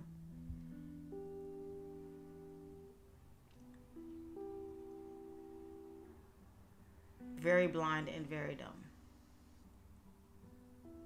I'm not saying Kamala would have been any better, but she was the lesser of the two evils, I would say. Just because I said I don't care for Trump doesn't mean I'm thinking Kamala would have been a better, more qualified president. No. But she would have been the lesser of the two evils, I think. Biden didn't do much either. I don't think any president we've had in the last couple years really did much. Truly and honestly. It's horrible. It's horrible. How many different ways do you need somebody to tell them that did? Look at that guy. What was that thing that was trending that went viral? That Hispanic lady screaming at the Trump rally how much she loved Trump, and then turned around and that man turned around and deported her. Now she want to be online crying about it. They lied to us. They this, they that. I didn't feel bad at all. I don't feel bad at all, man. Make your bed, you freaking lie in it. The best thing you can do, guys, protect yourselves, stay to yourselves, make as much money as possible, keep your family close, and hope and pray for the best. Hope and pray that people open up their eyes. And something happens, an act of God happens, and sets this world on the right path again. This man came into office and started wreaking havoc ever since. He ain't slept since he got elected. World War III, we're literally on the brink of World War III out here. This is crazy. Deporting people, cutting all types of benefits, doing all types of shit that's, come on, man. Taking away the right to get an abortion if you want to. You got little girls out here getting RA, incest, all types of nonsense happening, and they're forcing you to have that freaking baby. All because the white race is getting wiped out, is getting overpowered by all the minorities. They need the whites to stay in power. It's always about race. Two things that's going to run this country. Money and race. Money and race. The two things that will always run this country. Always. Everything is about money. Everything is about race. It's sad. And I'm not racist at all. But it's very sad. It's sad as hell. Very sad. So, I don't need you to tell me 14 different ways how much you don't like me. All because of the color of my skin. Or where my family came from. So, it's life. You know, you make your bed, you lie in it. If I had gotten arrested for me marrying that guy, I made my bed, I gotta lie in it. I gotta suck it up. You know what I mean? What's the minimum amount for the 300 bonus? The minimum amount is, I believe, $100. If you deposit 100, I think you'll get 300 to trade with. Something like that. The more you deposit, the bigger the bonus you get. The more you have to trade with. Would you try to hit that TP in one day? No. No.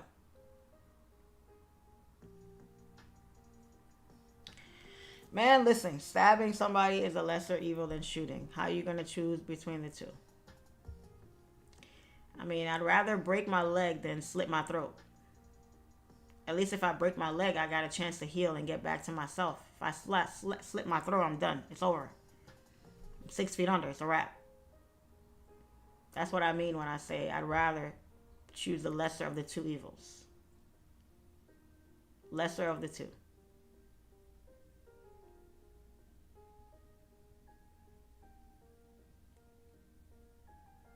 And he said, make America great again. The word great actually meant white. That's what he meant. So whenever I see a bunch of black people, Hispanic people, any minority promoting that guy, supporting him, I'm looking at you like you're the dumbest person on earth. Dumbest person on earth. If you were on fire and he walked right by you, he wouldn't even piss on you to put the fire out. That's how much he don't like you. But you're willing to fight for him. You're willing to fight for him. And he wouldn't even piss on you if you were on fire. He wouldn't even spit on you. That's sad. Anyway, I don't want to get into politics. Let's have fun. Let's have fun. Let's keep it positive. Let's keep it positive. We don't care who the president is. We're going to make money on US30 regardless. That's what I like about trading so much. It don't matter what nonsense, what garbage is taking place in the world. You're still always going to have a chance to make money. We make money whether the market goes up or down.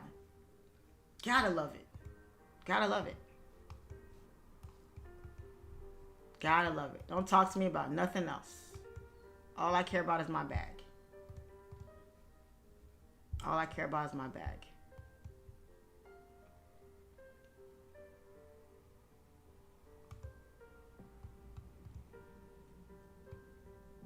Oh, shit. I have to reschedule this appointment. Shit. Okay. Let's see here.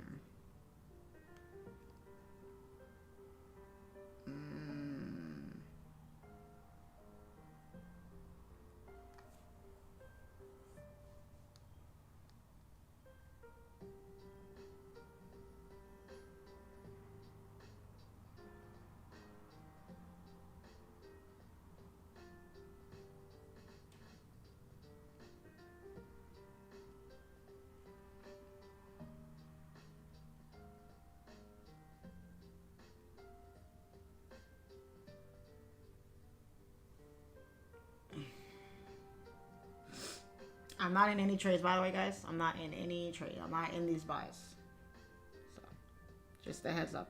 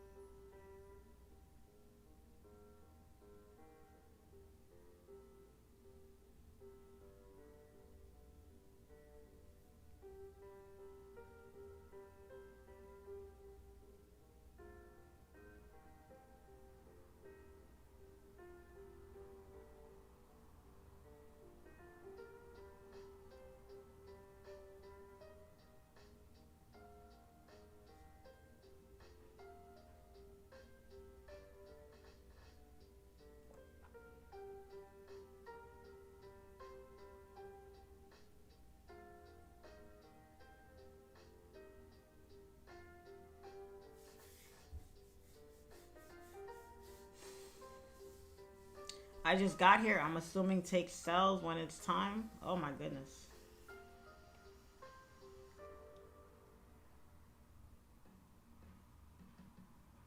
What's the minimum you need for the bonus? I just said $100. Did I just say that like 30 seconds ago? Does Henkel offer Trade Locker? No. They have their own platform.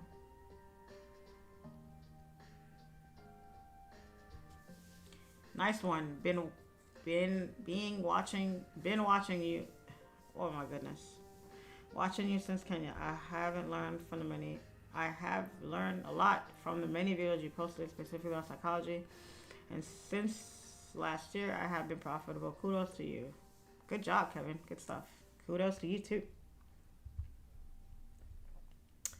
Kudos to you too.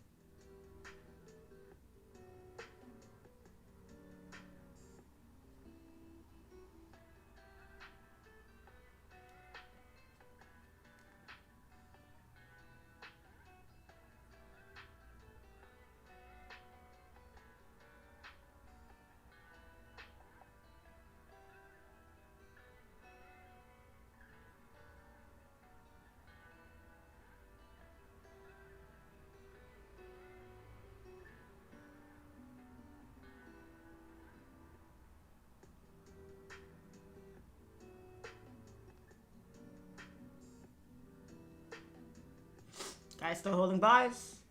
Hope so.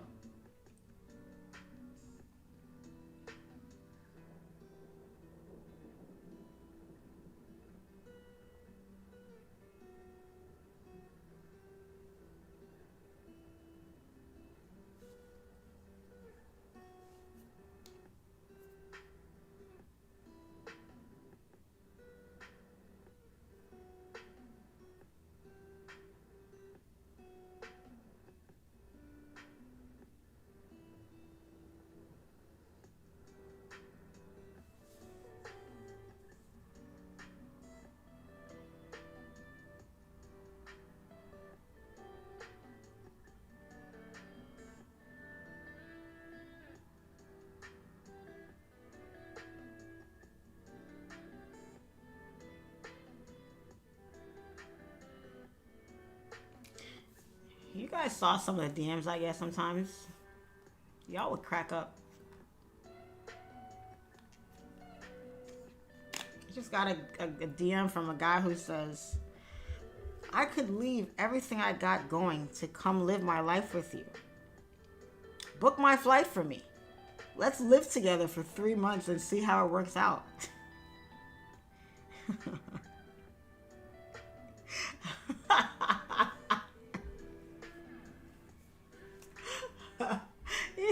He's dead ass too. Y'all so funny, man. Let me tell you, y'all are funny. Y'all are funny. Sometimes y'all be disrespectful. Sometimes saying some real disrespectful stuff. Y'all be crossing the line sometimes, but this one's funny. He said, "Buy my flight." I don't want to buy my own flight, so I'll buy your flight.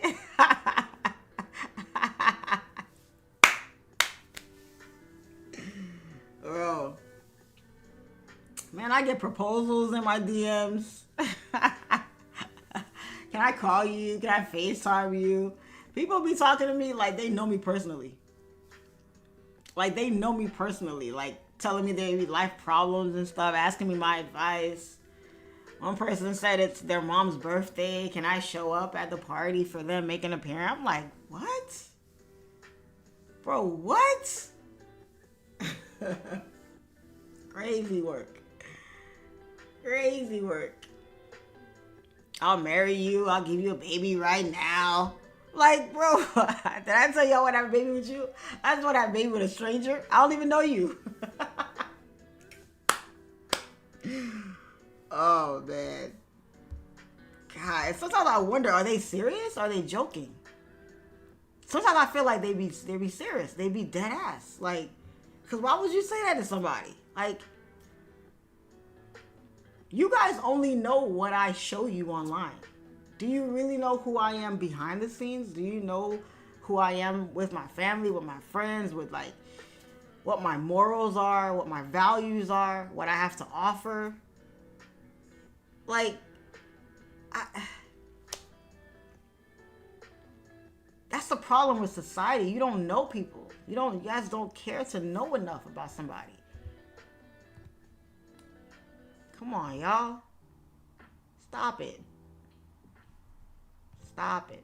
Stop it, stop it, stop it. Please. Get to know people, man. Take your time. You can be forward with somebody, but damn. Asking all that ain't even brought the course. For real. Oh my goodness. I mean, I'm definitely humbled by it. I'm flattered by it. Definitely, you know. But let me tell you. Just get to know people. For real, for real. Get to know somebody. Don't go after somebody just because what they got, what you think they got. Just because somebody's pretty in the face or good looking or got a nice car or you just see what's on the outside. Get to know the person on the inside, guys. That's what truly matters.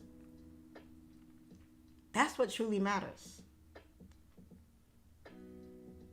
And definitely don't be no grown-ass man asking a woman to buy you a flight. Don't do that. Definitely not. That's a cancel right there. I stopped reading right after that. Buy my flight. What? You want me to get down on my knee and propose to you too? Man. That's the problem with some of you guys. You guys don't know how to court a woman. You don't know how to talk to a woman properly. You don't know how to make us feel special to get what you really want out of the person. It's not what you say, it's how you say it. It's not what you say, it's how you say it. You know what I'm saying? Damn, baby, you're so beautiful. I admire everything you do. You're so nice, you're so sweet, so gorgeous, so well-spoken, so this, so that. Butter the person up. Stroke their ego just a little bit. Make them feel good about themselves. Make them feel on top of the world. Hit them with the chérie. Hit them with the sweetheart. Hit them with the beautiful boo-boo. With the my love. Hit them with all the sweet nothings. Hit them with all that. Damn, baby, if I could just get out there, I'll change your life. You know damn well you don't got that right now. But you make it sound good. You make anything sound good. You can sell ice to an Eskimo. You already put yourself out there. I ain't got to say your name. You already said it. You're right there saying it in the comments. Everybody know you. You the one that said it. It's okay. I'm just letting you know for future reference, the next chick you talk to, don't say that to her. Don't ask her to buy you shit out the gate. Out the gate. I spoil back. Just so y'all know, I spoil my man back. But you got to do it first. You got to lead the way first. You got to lay the path to let me know what's up. Where you at. Pour into me, I'll pour into you. I pour into you, you pour into me. That's how it works. 50-50. 50-50.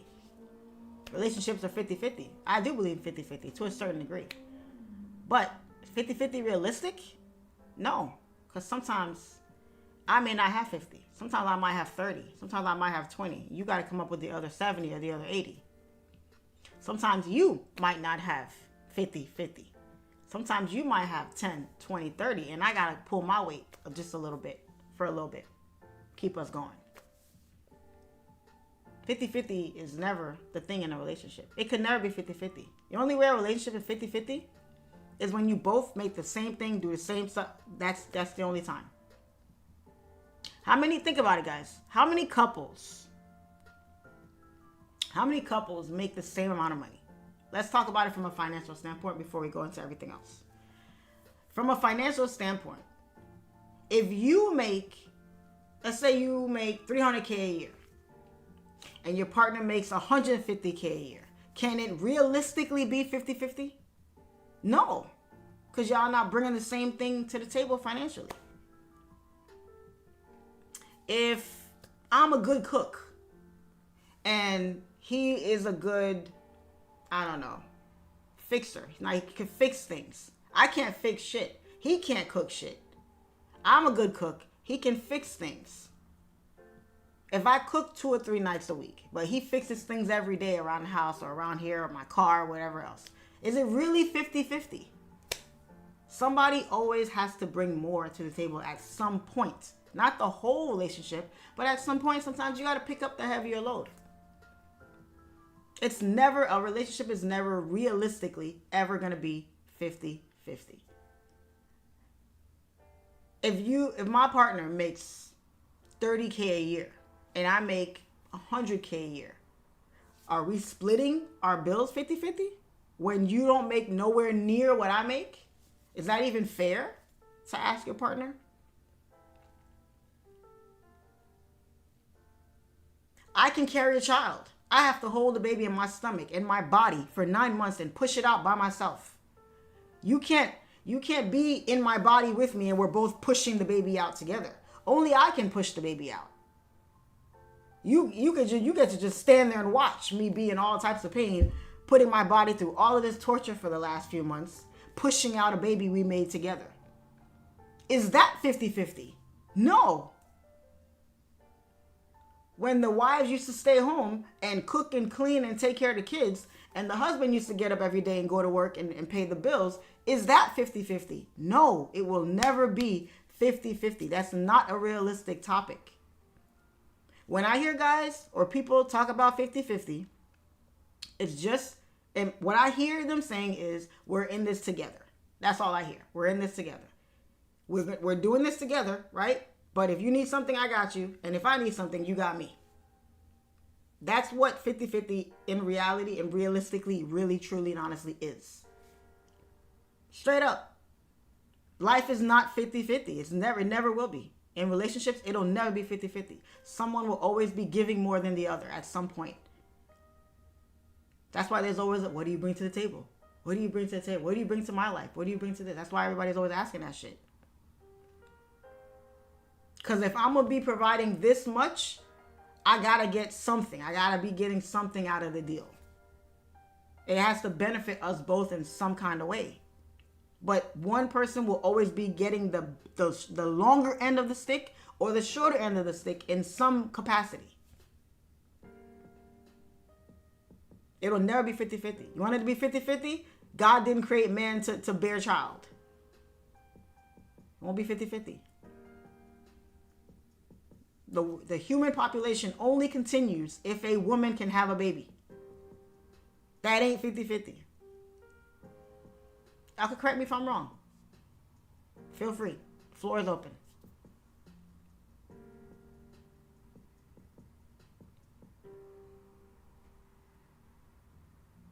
I was at the gym last week.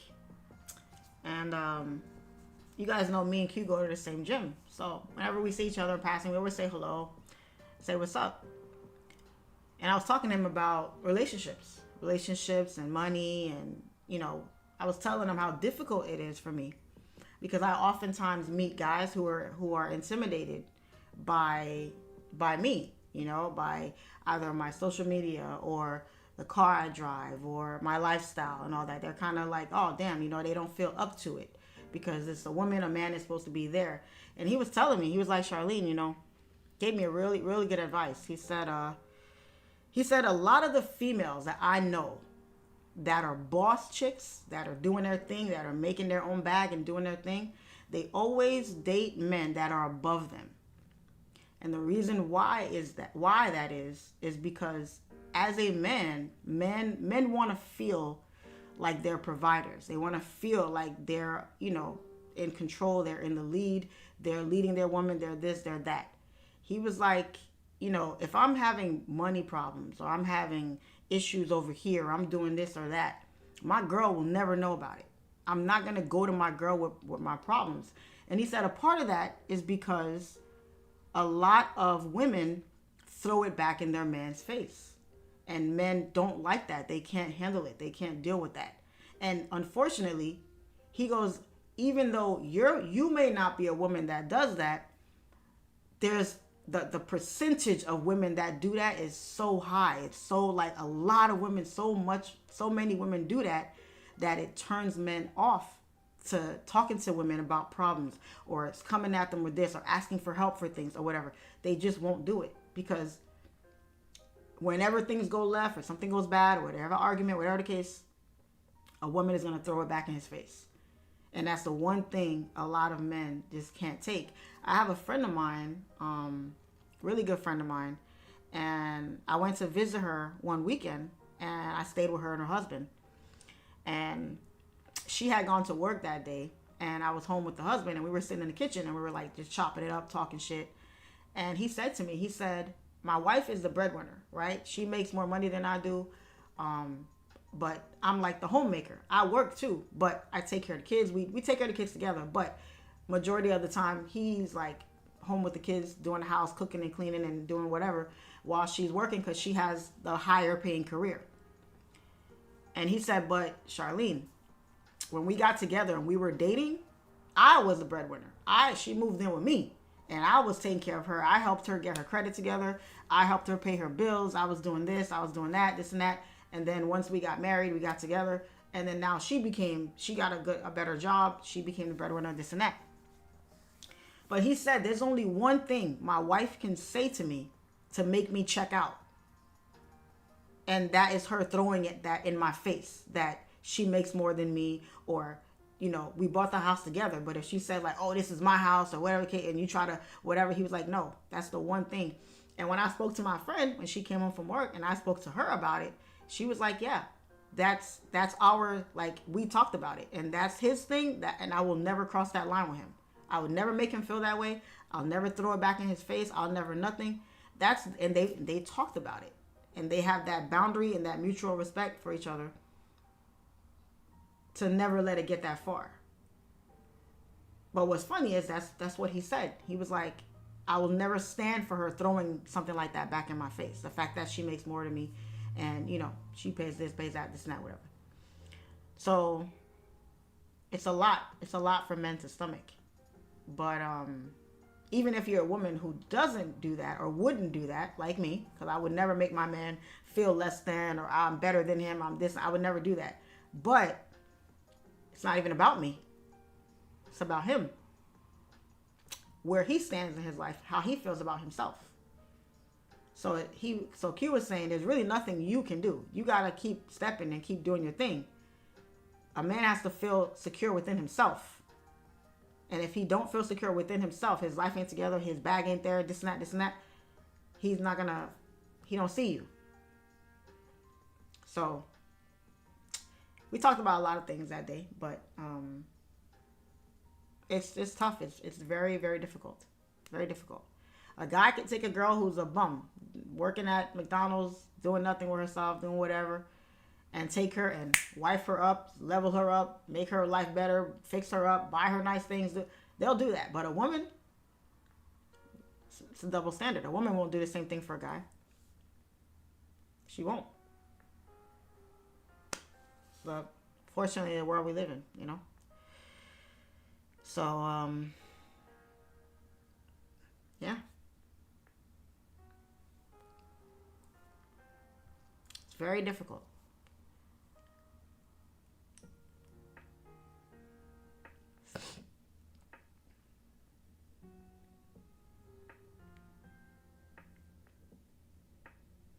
Some people love to either throw things in your face or remind you what they've done for you. You know, here's the thing with that. It all boils down to me. I feel like it all boils down to appreciation. Being appreciative of certain things. Because you don't really want to throw something back in someone's face, but sometimes it's okay to remind them. If you feel like you haven't been treated a certain type of way by the person, sometimes it's okay to remind them. I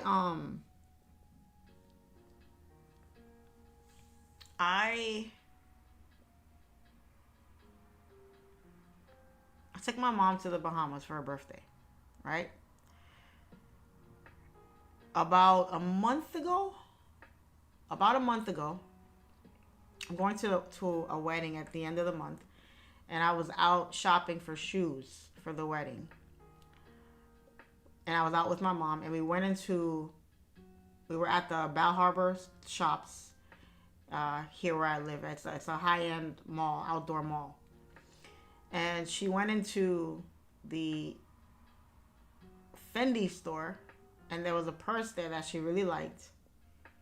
And the purse, guys, was right around like $3,800. With tax, it came to like $4,000 and change. Very expensive purse. And she liked the purse so much, you know. She was so like, oh, she was walking around the store with it. She was so happy with the purse. So I wanted to make her happy, and I said, okay, I'll buy it. I'll buy it for her. I see how excited it makes her. She said she really wanted the purse for a long time. So I bought her the purse. And I told her, I said, Mom, this purse is your birthday gift, your Mother's Day gift, and your Christmas gift. All in one. All right? $4,000 bag. And she's like, okay, you know, okay, cool. Fast forward a couple of weeks. Of course, I know her birthday is coming up.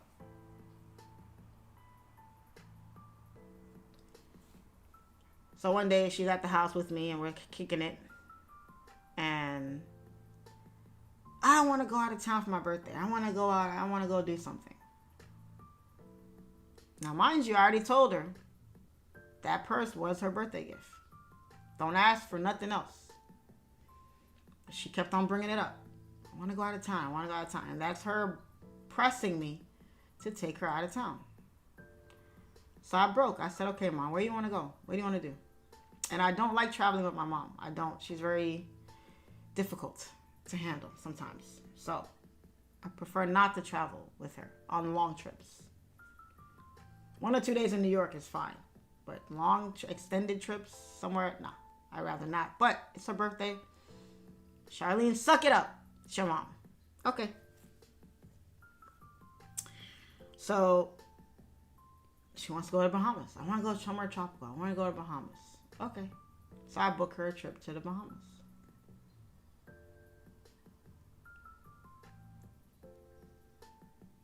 I have a headache thinking about it now because the trip cost me right around $6,000. And I think the money that I spent while we were there was another probably $1,500 or so. So you're looking at about a $7,000 trip. On top of the $4,000 purse I already got her. Okay. We got to the trip. We had a good time. It was cool.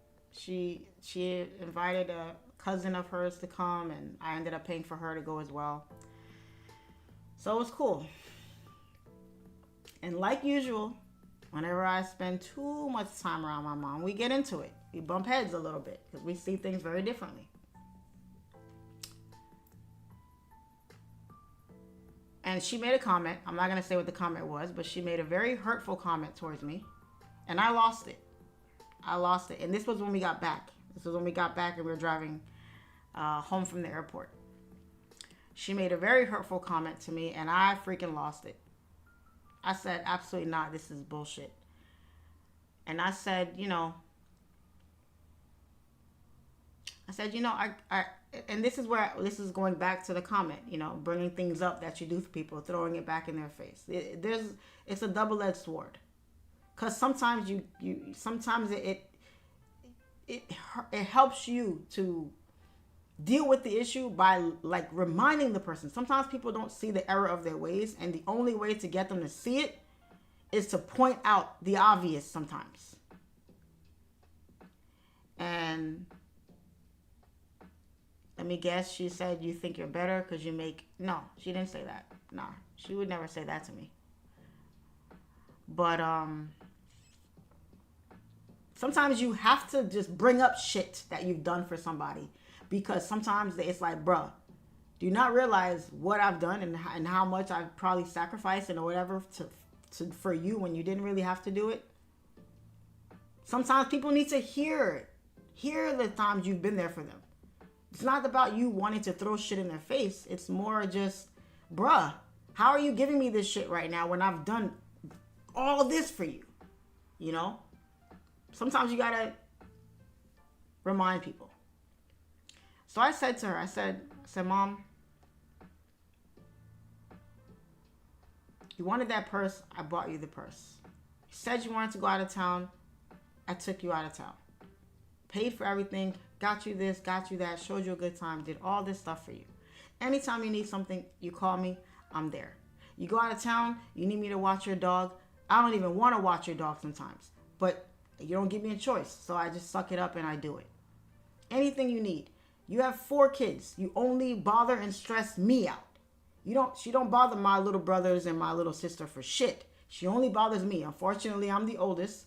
The oldest always gets the brunt of everything. You only bother me, and I'm always, always, always there. I may not like it all the time. I may talk shit about it most of the time, but eventually I buckle and give you whatever it is you ask for. I can't remember the last time you bought me a Christmas gift. I can't remember the last time you got me a birthday gift. When was the last time well, Charlene, every time I say let's do something, you don't want to do it. What can I buy you? You have everything. what do you get somebody who has everything? I said, Mom, I do all this stuff for you. I'm easy. I'm easy. You know what my favorite food is. You can cook my favorite Haitian dish and bring it over. I like t-shirts. You can go to the store and buy me a t-shirt from H&M. I love t-shirts. That's all I wear. I have a closet full of t-shirts.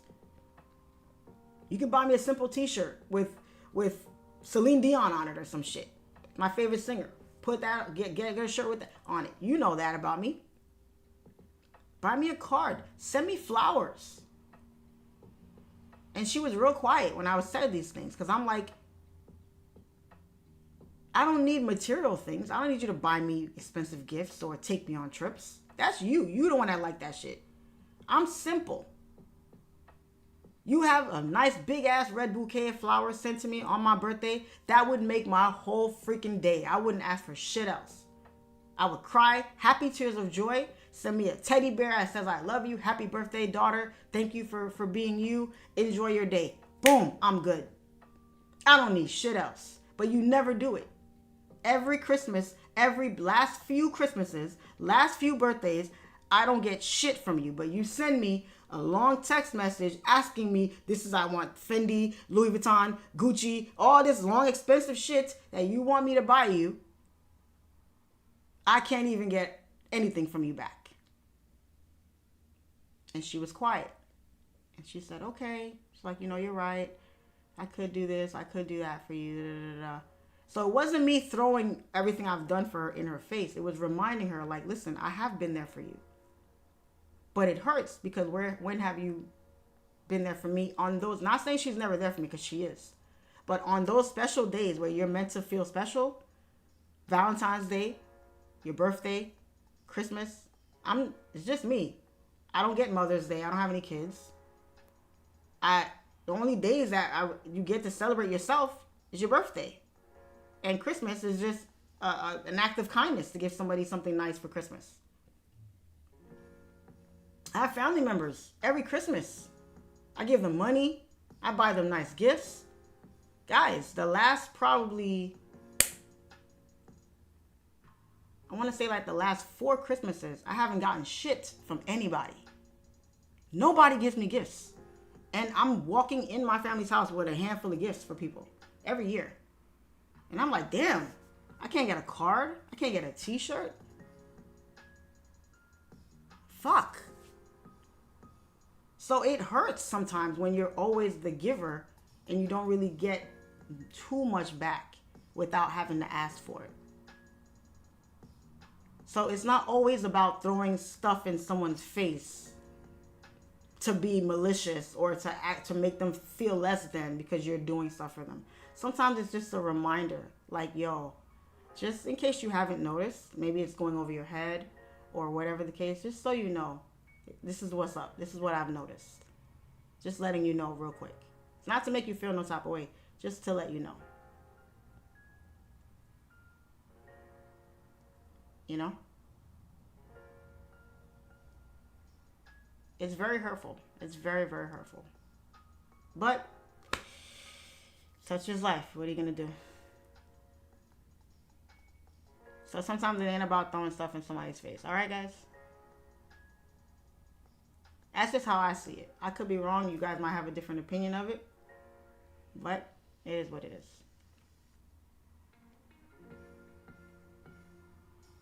Last night I was on the phone with my cousin. And we're just chopping it up, talking shit.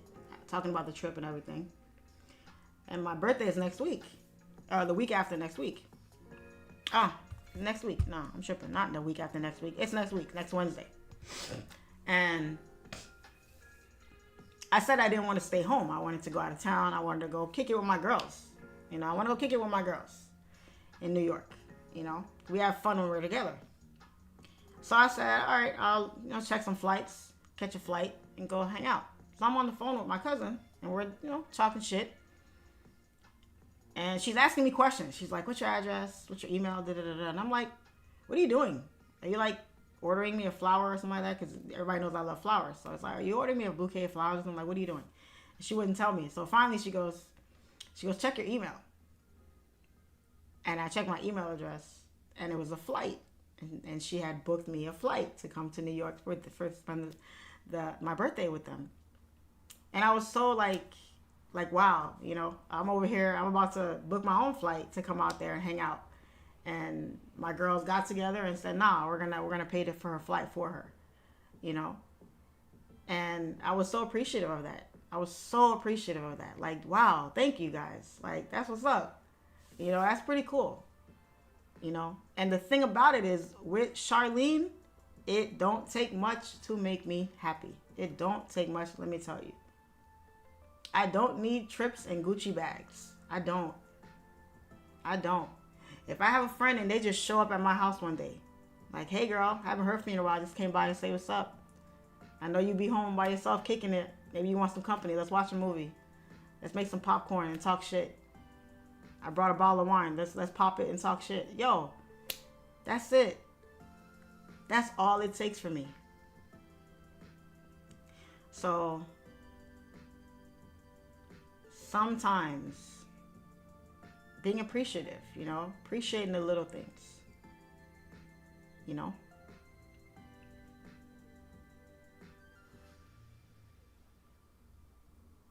It's not asking for too much.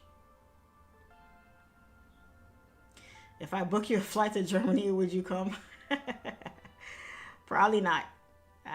Probably not. I appreciate it though. I appreciate the offer.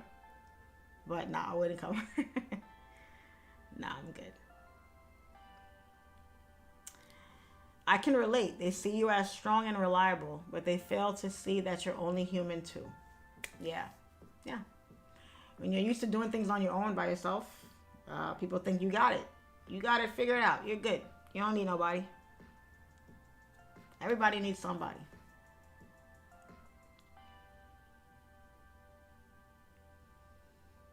So, yeah.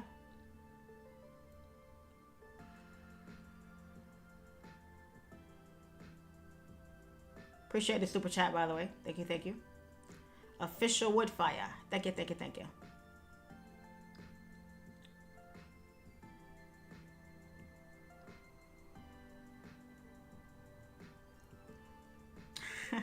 Share your address. I'll send flowers. Oh, thank you. I appreciate it. That's the flower for me right there. Saying that alone is enough for me. I'm easy. Yeah.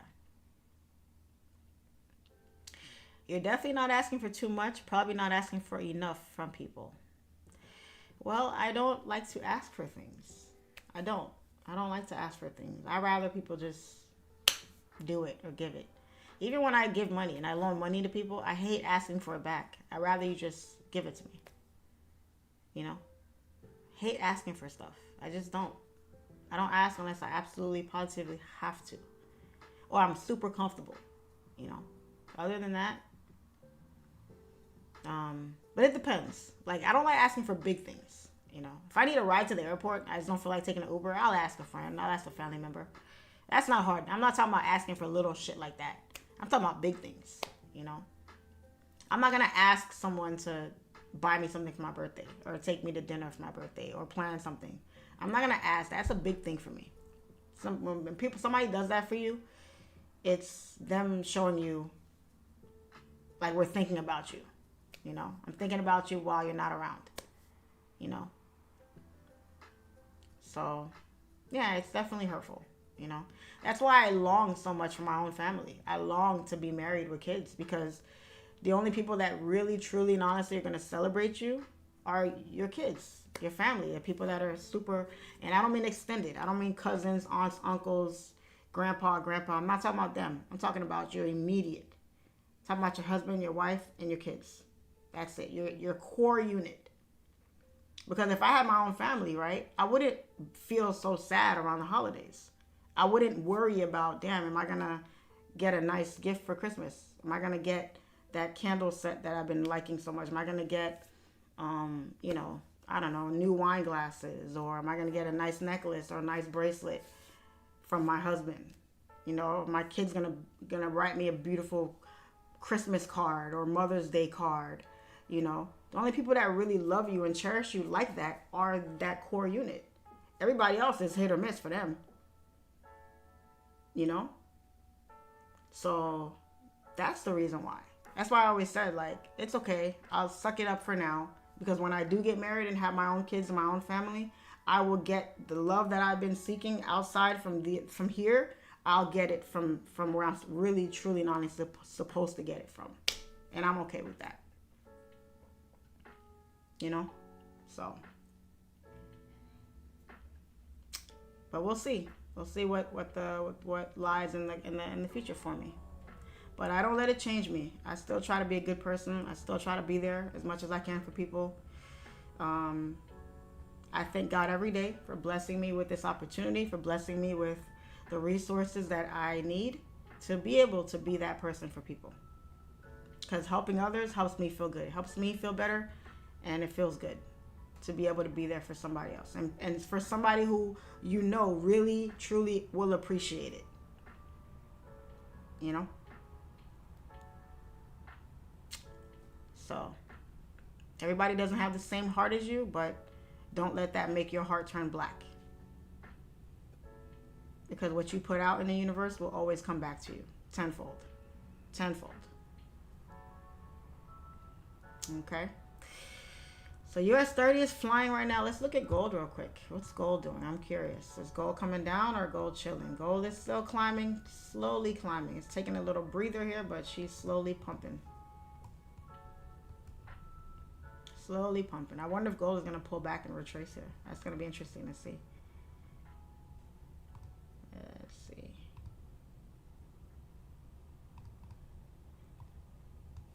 Let's see.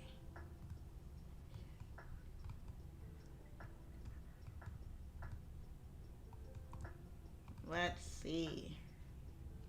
US30 is moving up nicely here. So, no trade day for me, guys. No trade day. Be careful creating a should for your life for something you don't have 100% control over, married with kids. Well, you're right, but I'll choose to think positively. I choose to think positive and believe that. So, can you do a meetup in New York? One of these days I might. Yeah, sure, why not? One of these days, yeah.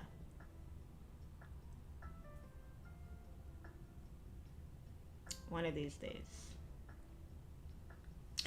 So guys, we had enough for today. US30 is taking a break right now. So I think today was good. Good story times today. Wasn't sure about these buys. Even though I was looking at buys today, I wasn't sure about the pullback. Wasn't sure where the pullback was going to come from, if it was going to pull back even more. I didn't want to risk it, but either way, we held support and we pushed up here. It should continue up. It's going to pull back later on today, but we're pushing up very nicely here. So we'll see what tomorrow has in store. We'll see what tomorrow has in store. Today looks definitely better than yesterday does. So I have high hopes for tomorrow and the rest of the week. All right, even though it's NFP week, we'll see. Looking not so bad right now. All right, but yeah, let's call it there. It's already 10:45. We've been on for a little over 2.5 hours now, so it's a good amount of time. I'm not looking for any other setups. I'm really sleepy. I'm gonna go take a nap real quick before I head to the gym. And then Squid Game later. Squid Games later. I'm finally gonna get to watch it and really immerse myself in the final episodes, and then we can talk about it tomorrow. All right, guys. So thank you guys. Thank you guys for being on. Thank you guys for sitting with me.